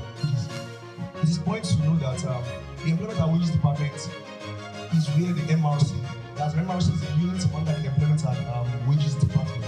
So the Productivity Measurement and Labour Standards, the Social Security and Cooperative Department, the Occupational Health and Safety, Skills Development employment and certification, then also policy analysis, research, and statistics.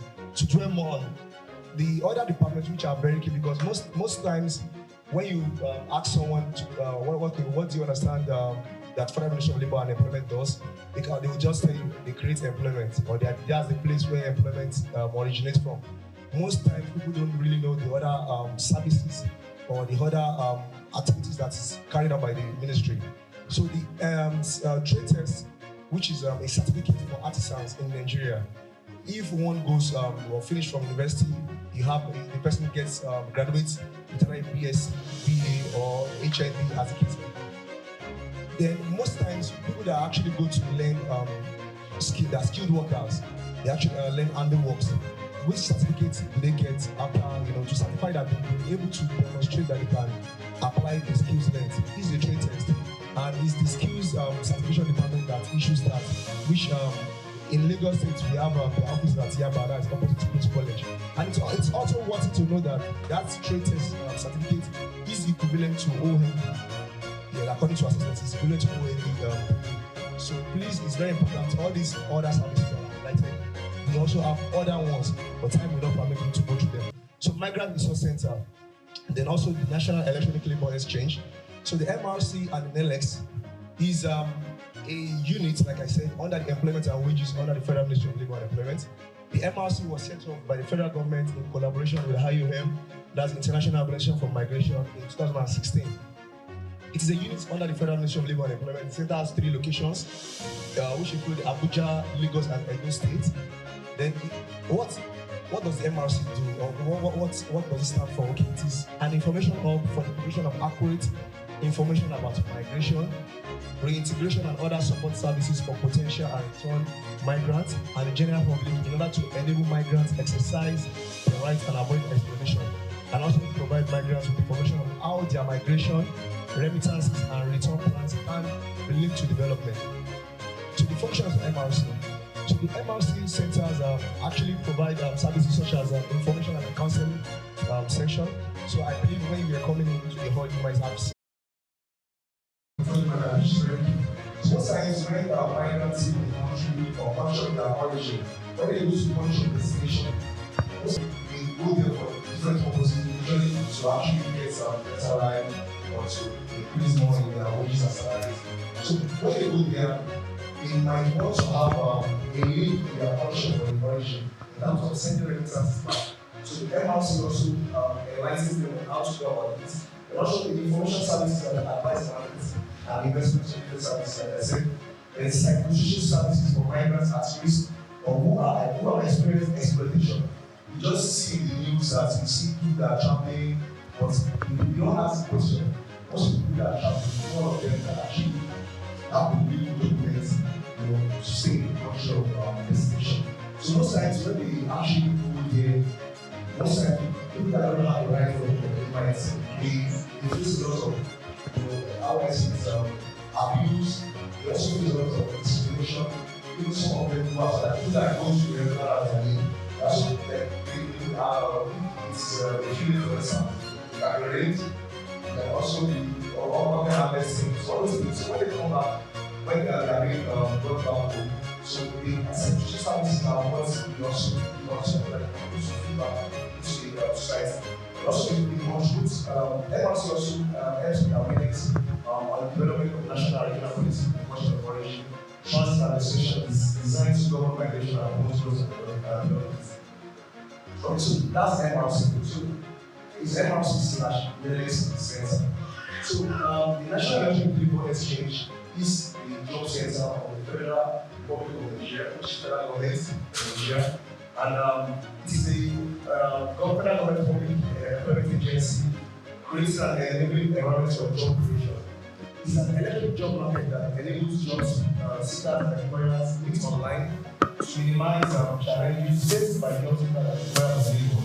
So and also to facilitate job matching and placement and drastically reduce time spent on research.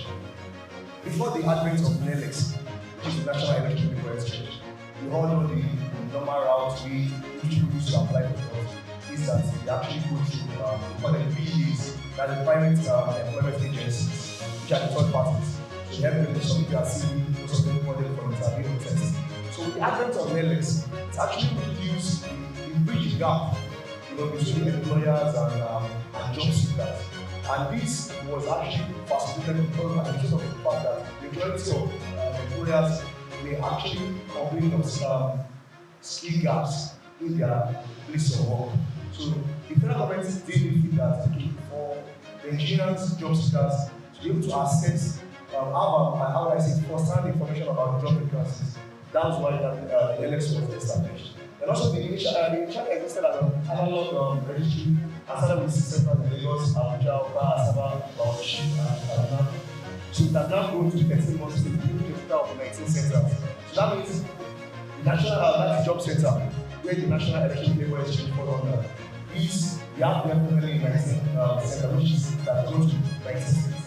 So job seekers and employers are being exempt from these services for free. So that means every job seeker who are always seeking for a job can go to the NLX portal to apply for the job. Employers can also go online to register for free, and they can also post for their job vacancies. Then the NLX platform collects information about job seekers and employers anywhere in the world. That is to say, it could be local employment, but it could also be international employment. And all these employments are they are actually very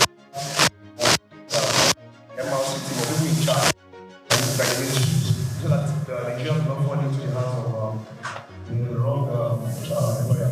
So also the function of NLX, the registered job seekers, they verify employers' profile, and also they do job matching. Most of us don't understand that's job matching, but the job matching is very key. Most times when graduates they are actually looking for the job, they don't know the required skills to have, they have to match for their own dream job. For instance, the graduate of English now would actually tell you, okay, where he or she can work is in the educational sector. But right now, we have people that are studying some courses that you can work in the embassies. So that job matching is very, very important.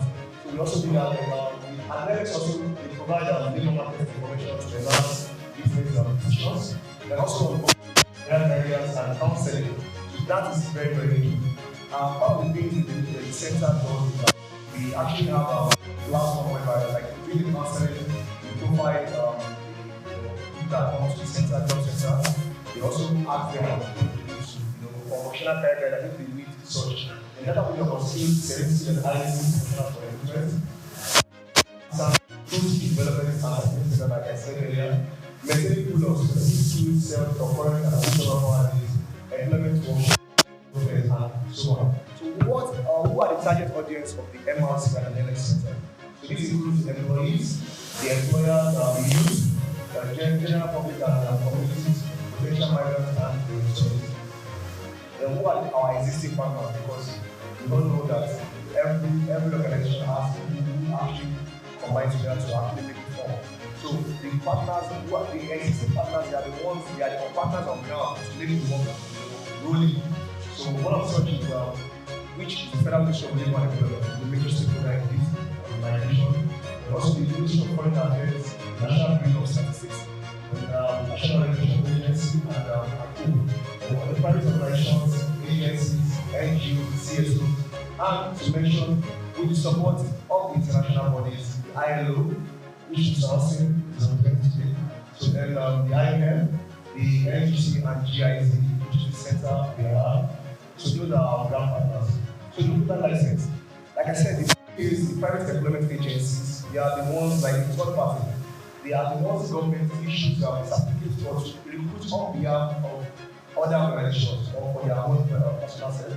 So the ministry is empowered by section 23, 25, and 71 of the Labor Act 190 LLF license fees and proper persons to operate as labor contractors and private employment agencies for the purpose of employment of workers, both local and international. This license is called the recognized license. So they are the regulators of private employment agencies, and therefore their part of duty is to ensure that every company recruits gets the recruiter's license, so that they are able to protect the job seekers and the amount of facts and legal evidence around. So it is also we are also going to do this more because we have saturated illegal recruiters around the country. So whenever we actually see any of them, we can actually call the attention of the ministry to increase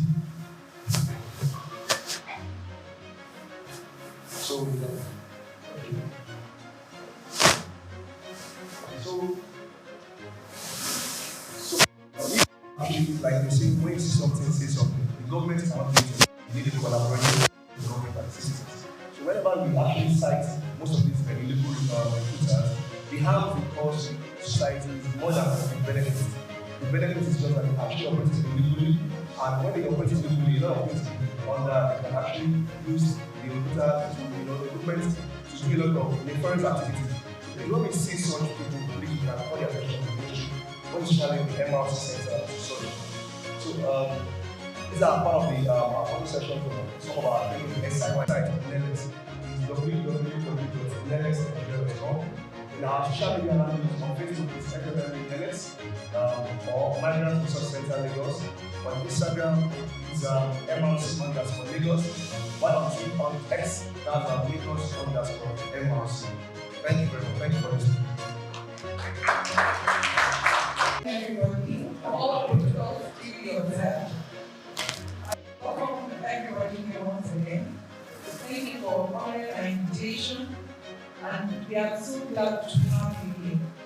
On behalf of the head of the Migrant Resource Center, Barrister Mrs.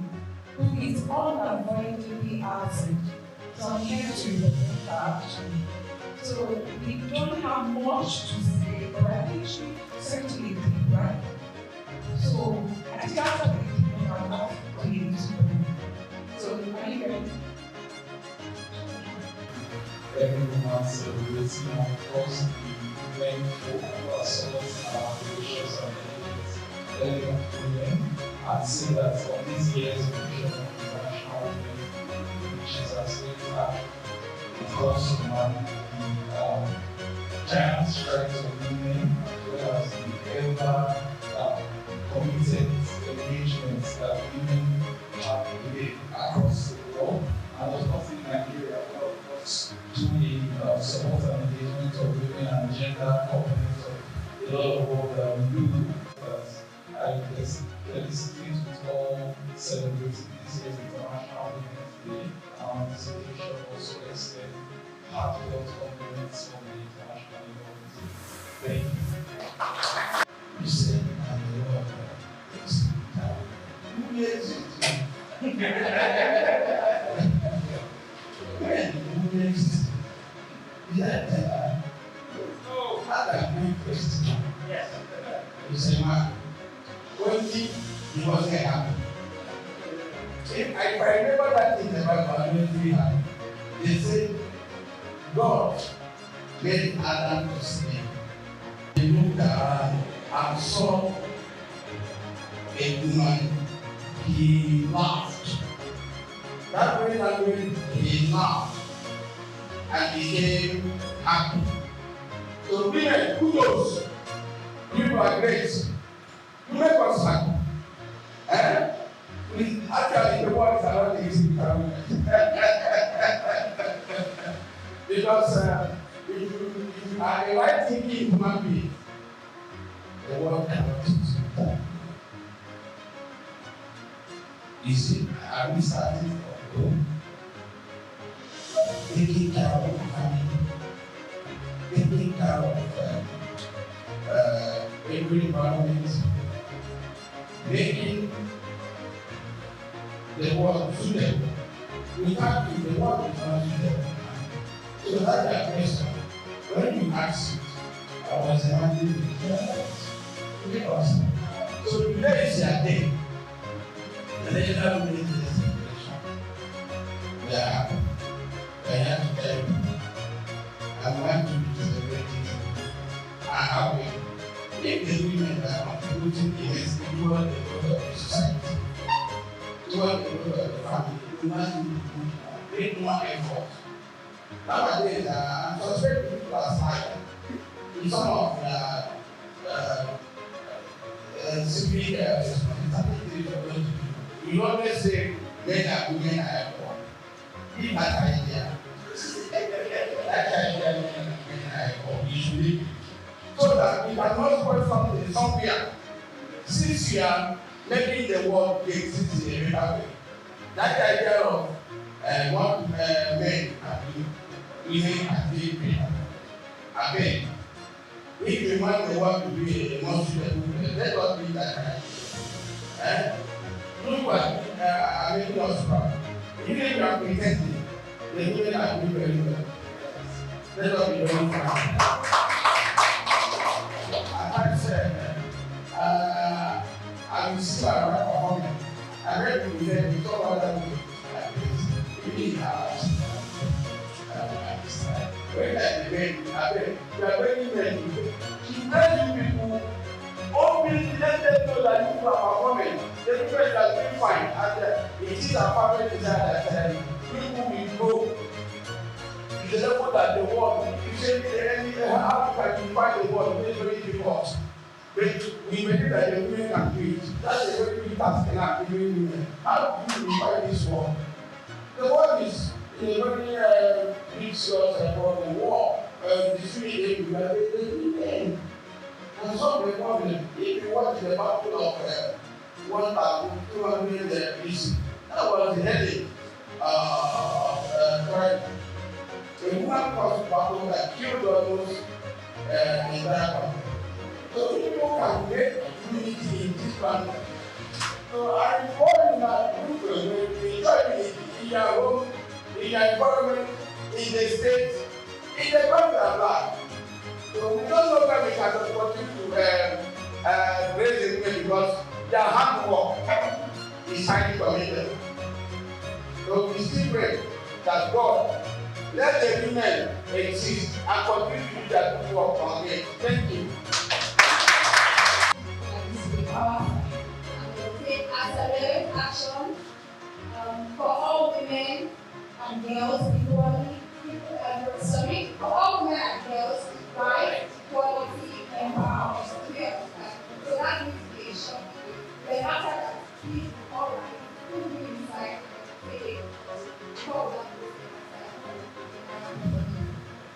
I hope that's clear.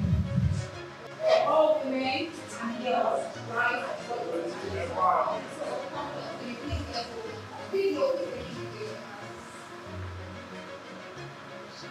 Okay. So let's go. 1, 2, 3.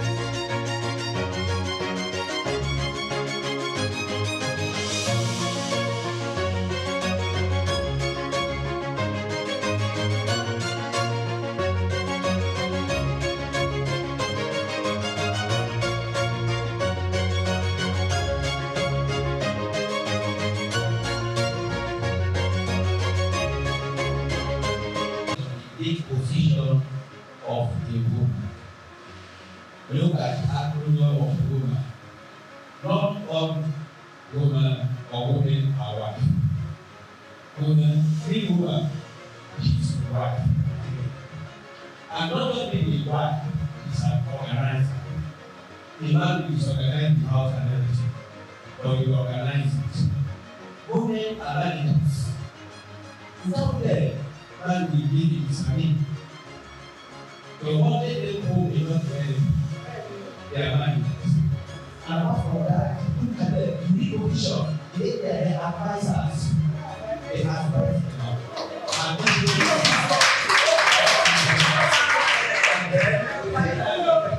the end there, they are lost. They are not lost of the life, they are lost. When you come from work and you go, or have bad time, you come with a lawyer, you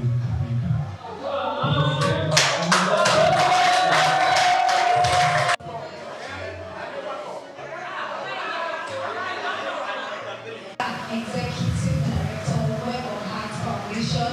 She's an English graduate with over 10 years experience in people's management, guidance, counseling, entrepreneurship, and skill development. She is highly invested in rehabilitation, reintegration, and resettlement of migrants and internally displaced persons in Nigeria through talent identification, entrepreneurship training, personal development, acquisition support, acquisition workshops, and other initiatives. She has worked in partnership with NCFRMI to run Migrant Reintegration Center since 2015. She is certified in trauma healing from Fast Stress Trauma Healing Institute, Germany. She is also certified in various aspects of migration management. She has received recognition for her dedication to humanitarian services, including 2 recent awards from the National Commission of Refugees, Migrants, and Internally Displaced Persons and the Ministry of Humanitarian Affairs, Social Development, and Disaster Management. Madam Bote is an entrepreneur with business in fashion, security, hairdressing, vocational and entrepreneurship training center. She is currently a member of the Technical Working Group on Return, Readmission, and Reintegration Committee. She is currently the Southwest Zonal Coordinator of SCONET, CSO Network. A passion for empowering individuals and communities is evident in our workplace. With a standing ovation, let's welcome Madam Bote. There are many of us who are here today and don't really know what International Women's Day is all about. So I would go from the beginning of the program to talk about the International Women's Day. Like we've already been intimated that the theme for the year is accelerate action. The word accelerate means that don't go slowly, go fast. And very fast, so you can get faster results. So we really need to achieve faster results in terms of getting the rights and the equality and empowerment of the women and of the girls. This year's theme is a global call to recognize tactics, tools, and methods that support women's progress in various aspects of life.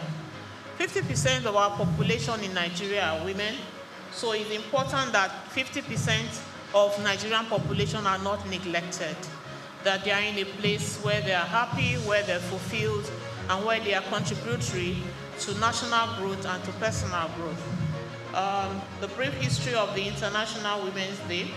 The IWD dates back to March 19, 1911. If your eyes are very good, even with my glasses, my eyes are not so good. I'm not able to see the screen too well, but you run the slides so that I can use my iPad too. All right. So brief history of the International Women's Day dates back to March 19, 1911, when it was first celebrated in the United States of America and European countries following a proposition by a German activist, Clara Zetkin, in 1910. This was brought about by the labor movement in which numerous women who worked in the apparel industry marched through the streets of New York. The cause was their desire for voting rights. Women were not allowed to vote at the time, and there were conditions if they had to vote. And of course, they wanted better remuneration. Like we know, women are less paid. Even when a man is doing the same job with a woman, they pay the woman less. And we're saying no. Enough is enough, you know. If you do the same work as a man, you should be paid the same wages. To be heard, to be recognized, to be regarded as co-contributors to national and international growth. Then where are we now? We're in 2025. What's the journey so far? That's what a day like this allows us to do, to appraise the situation and address the gaps, what's left to be done for there to be a perfect situation where equality is achieved and gender discrimination is abolished. Promote conversations about social norms and laws regarding women's rights. Still, we're talking about 35% affirmation action in Nigeria, which is still not achieved, because if we look at many of the establishments, we have lesser women who are in leadership positions, and we're saying this is not should not be the situation, because in terms of merit, I think there are a lot of women who have pulled their weight. They have become more educated, they have gained more strength, they have become resilient and beautiful, and so should be allowed to lead in places where their competencies are not in question.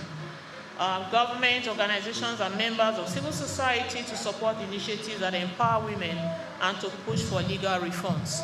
We're not just asking for reform for mouth, you know, mouth. They keep saying affirmative action, our mouth is still there. We want it to be in real practice, you know. And then, of course, we know that this whole agitation, it was further buttressed by the Beijing Convention. I know some men don't like to hear anything about Beijing because it's what brought all this whole agitation, where women are now recognizing that they have rights and they have potentials that allows them to equal the men, and so they should be also similarly rewarded. The Beijing Declaration and Platform for Action is the world's most comprehensive visionary plan ever created to achieve equal rights for all women and girls.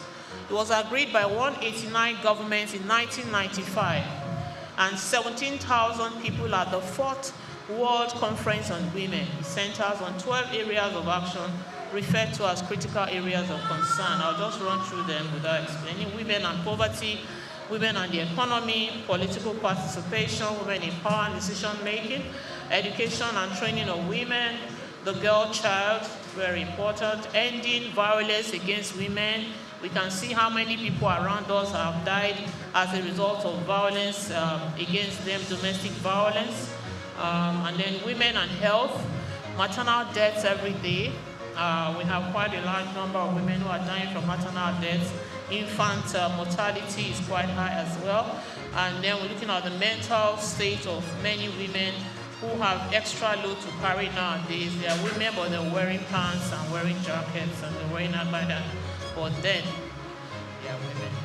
Women, institutional mechanism, human rights of women, women and the media, because how the media represents the women is very key in our fight, in our advocacy and in our campaign. If you don't report me well as somebody that should be regarded, then my case may not come to the front burner. So the media is quite important in this pursuit, and so media, you know, be careful what you report about women, help us in our pursuit to be able to achieve equality, to be able to achieve our rights being upheld and promoted, and to be able to get to a place where we are empowered to take action. There is the 12 critical areas of, you could go down a bit. Yeah, okay. So there's a nice table there, which if those of you share your emails, if they are generous enough, they can share some of these slides with you, because it's quite a lot, so I'm not going to run through all of them. So this year is a pivotal year for feminism. It's a time to fight for women and girls' rights, demand gender equality, laws, policies, and programs that enforce gender equality. We keep talking about it, but there must be programs and laws that would engineer it, entrench it, and allow it to be sustainable. And so we're insisting on balancing power structures so that everyone has an equitable chance in the world. And then when we refer to the SDG goal, we say leave no one behind.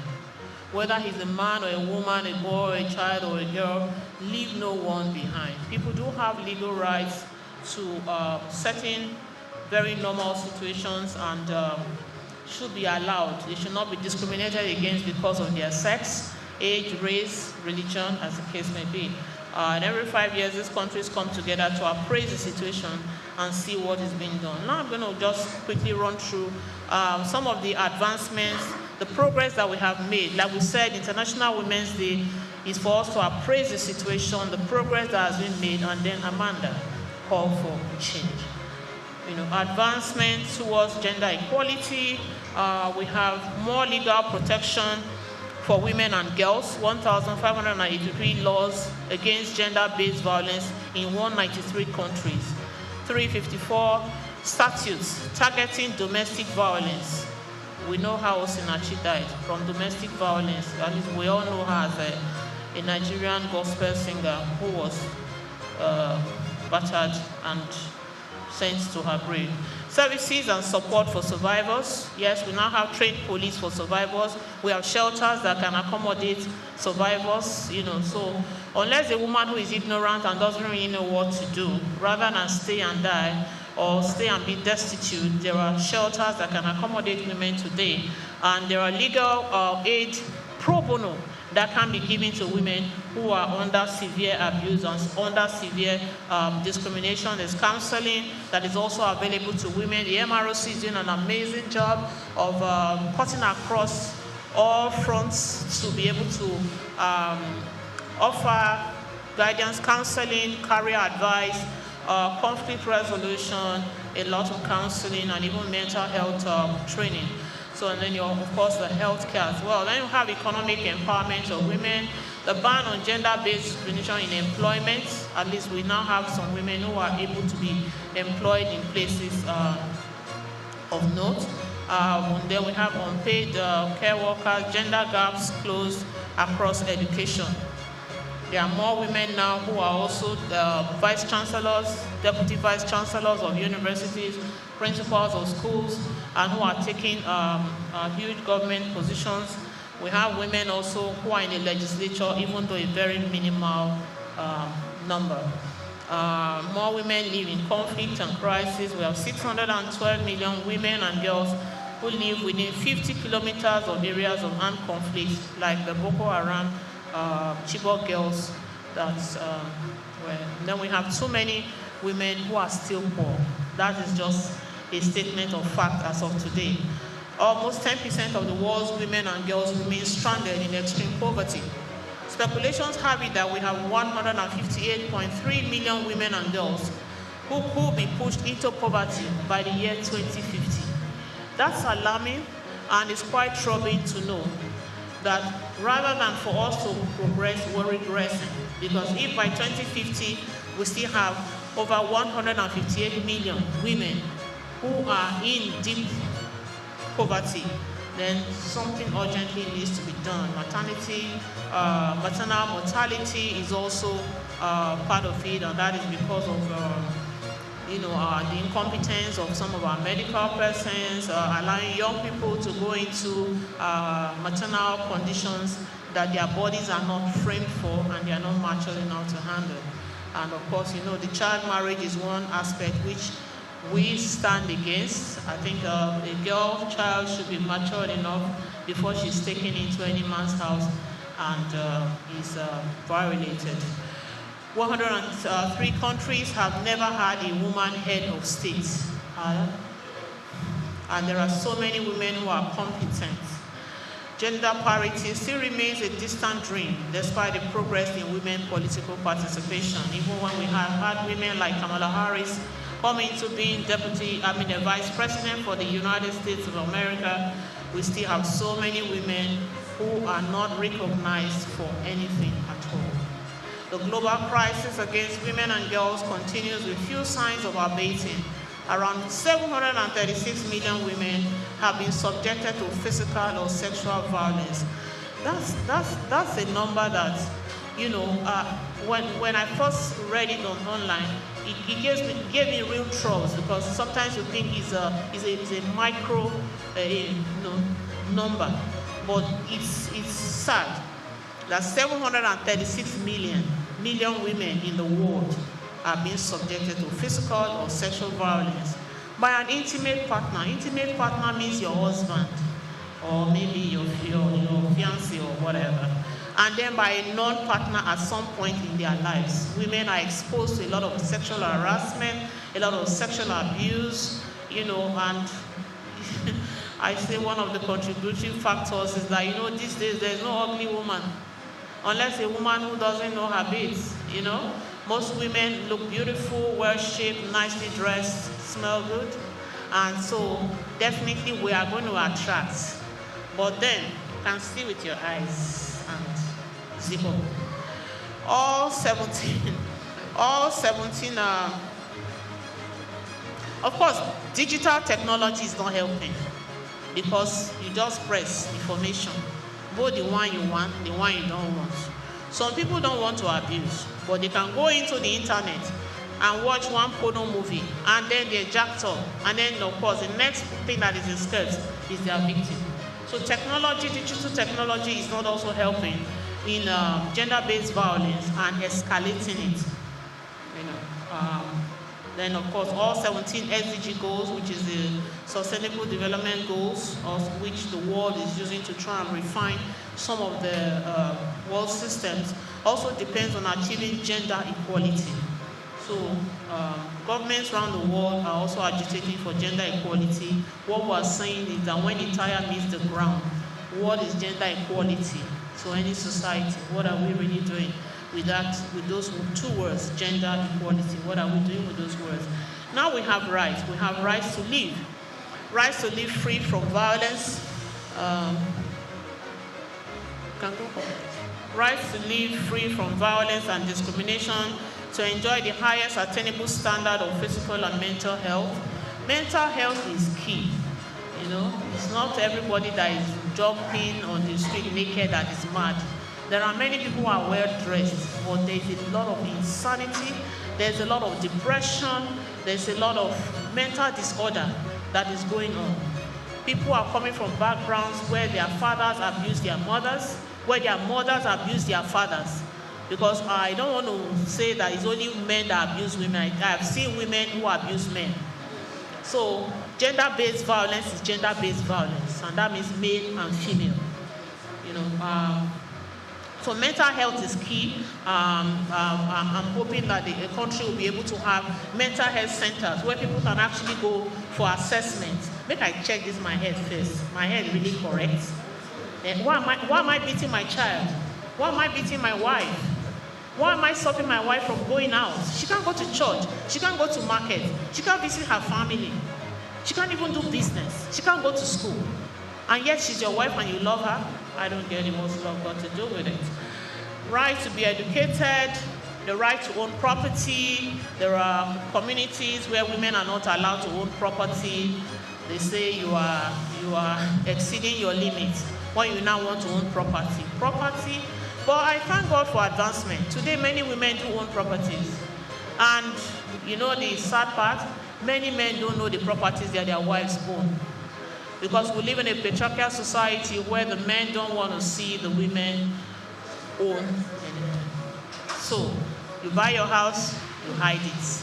You buy your house, you give it to your cousin to help you hold until when? Of course, we have the right to vote. Rights to earn an equal wage. That is part of the fight, and that fight is ongoing. That if you can make this water and you're a man, and I make the same water and I'm a woman, don't pay me less.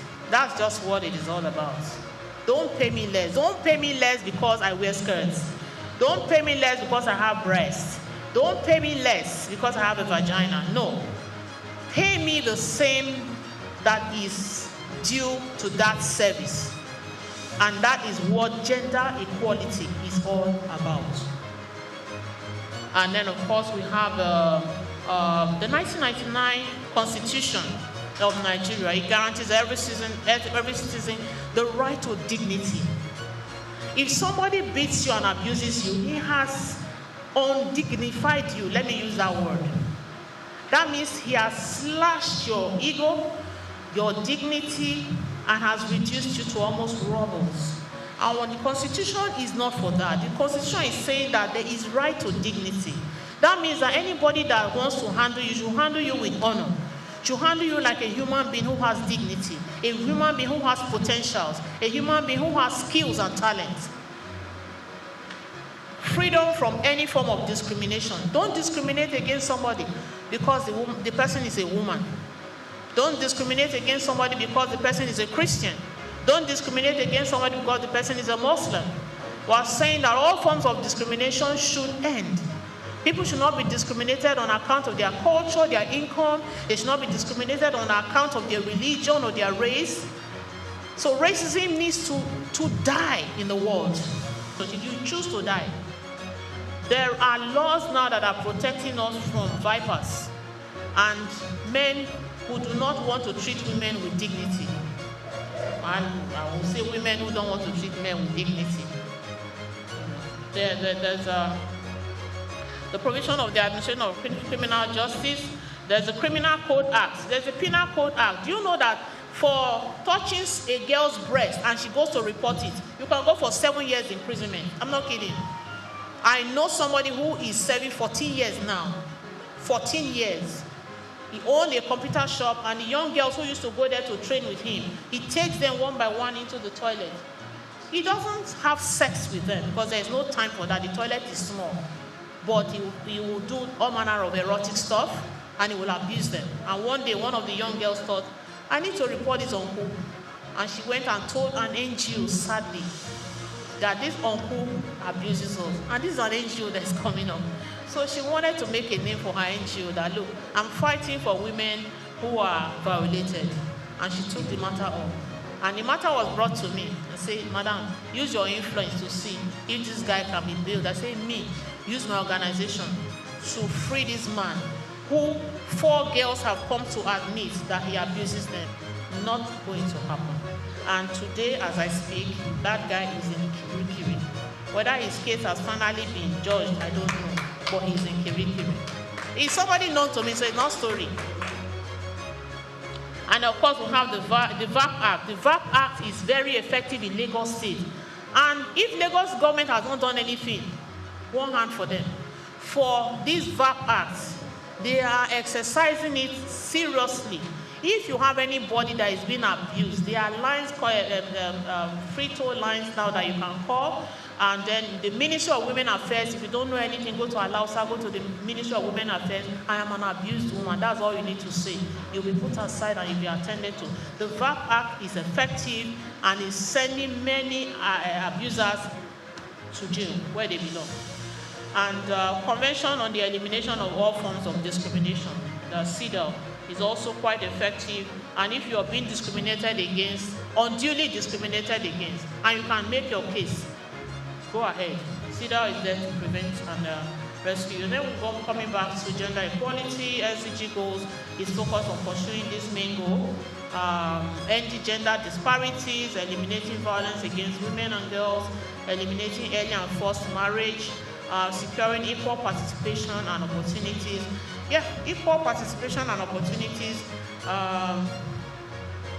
is also one of the very key points that is being espoused today regarding the International Women's Day. That more women should be allowed to participate in leadership positions. More women should be allowed to participate in politics. Many of them want to participate, but they are faced with discrimination, they are faced with lack of funding, they are faced with stereotypes. Women are the weaker sex, they have no brains. All they know how to do is probably to cook and the other one. So, you know, many of them are discriminated against in terms of leadership positions, but we know that there are so many women who are in key positions, who have shown ability, who have shown resilience and great expertise, and who should be given privilege to be in leadership positions, even in communities. Nigeria and gender equality, Nigeria registered the lowest in gender equality in Africa. How sad.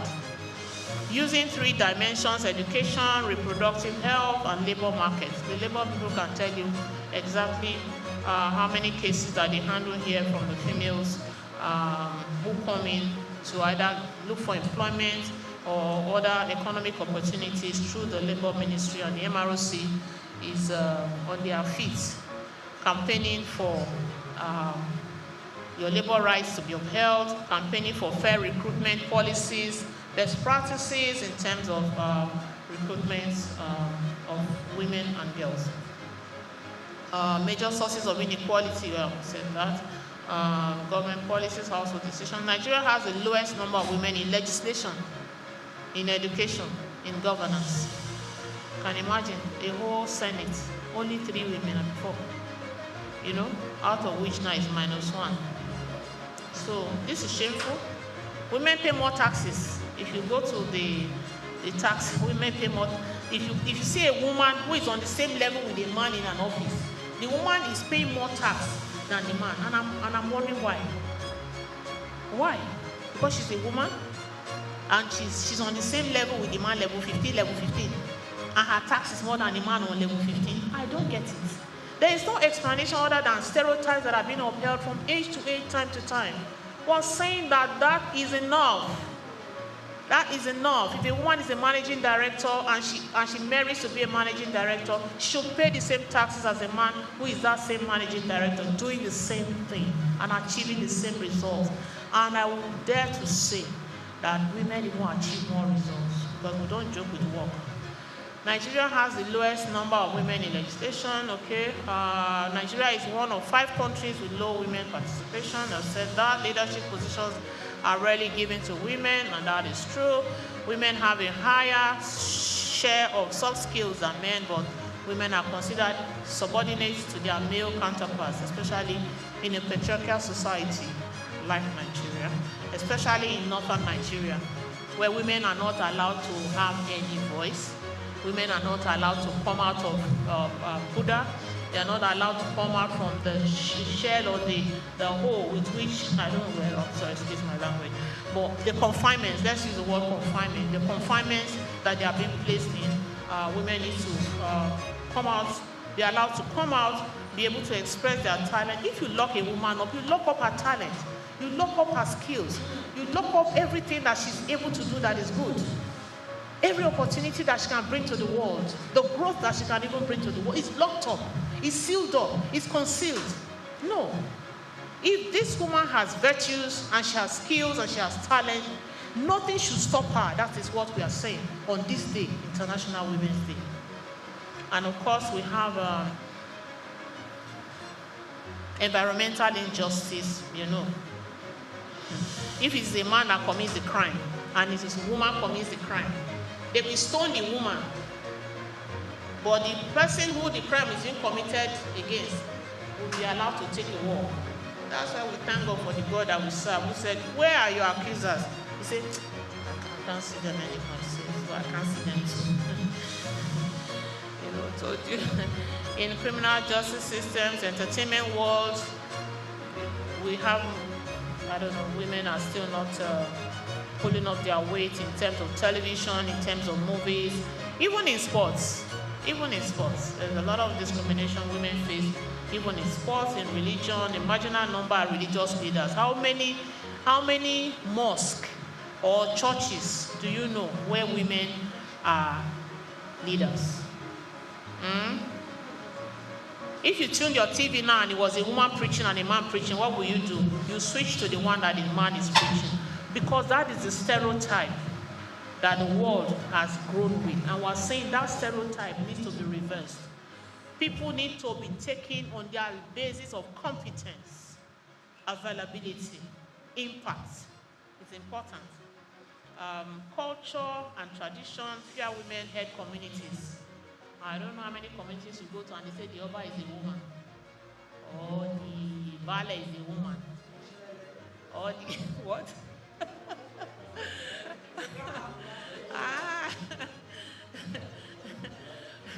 Whereas if they had left some women to be the baale of some communities, you will need to see what that community will be by today. I'm not kidding. Women, we don't joke with whatever is given to us. That's why we are builders. That's why we are mothers. Please, any male chauvinist, don't hate me. I'm only trying to represent women in the world today.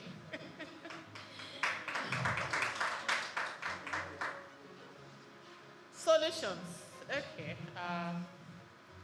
Ending discrimination in law and practice. Human beings were generally unbridled.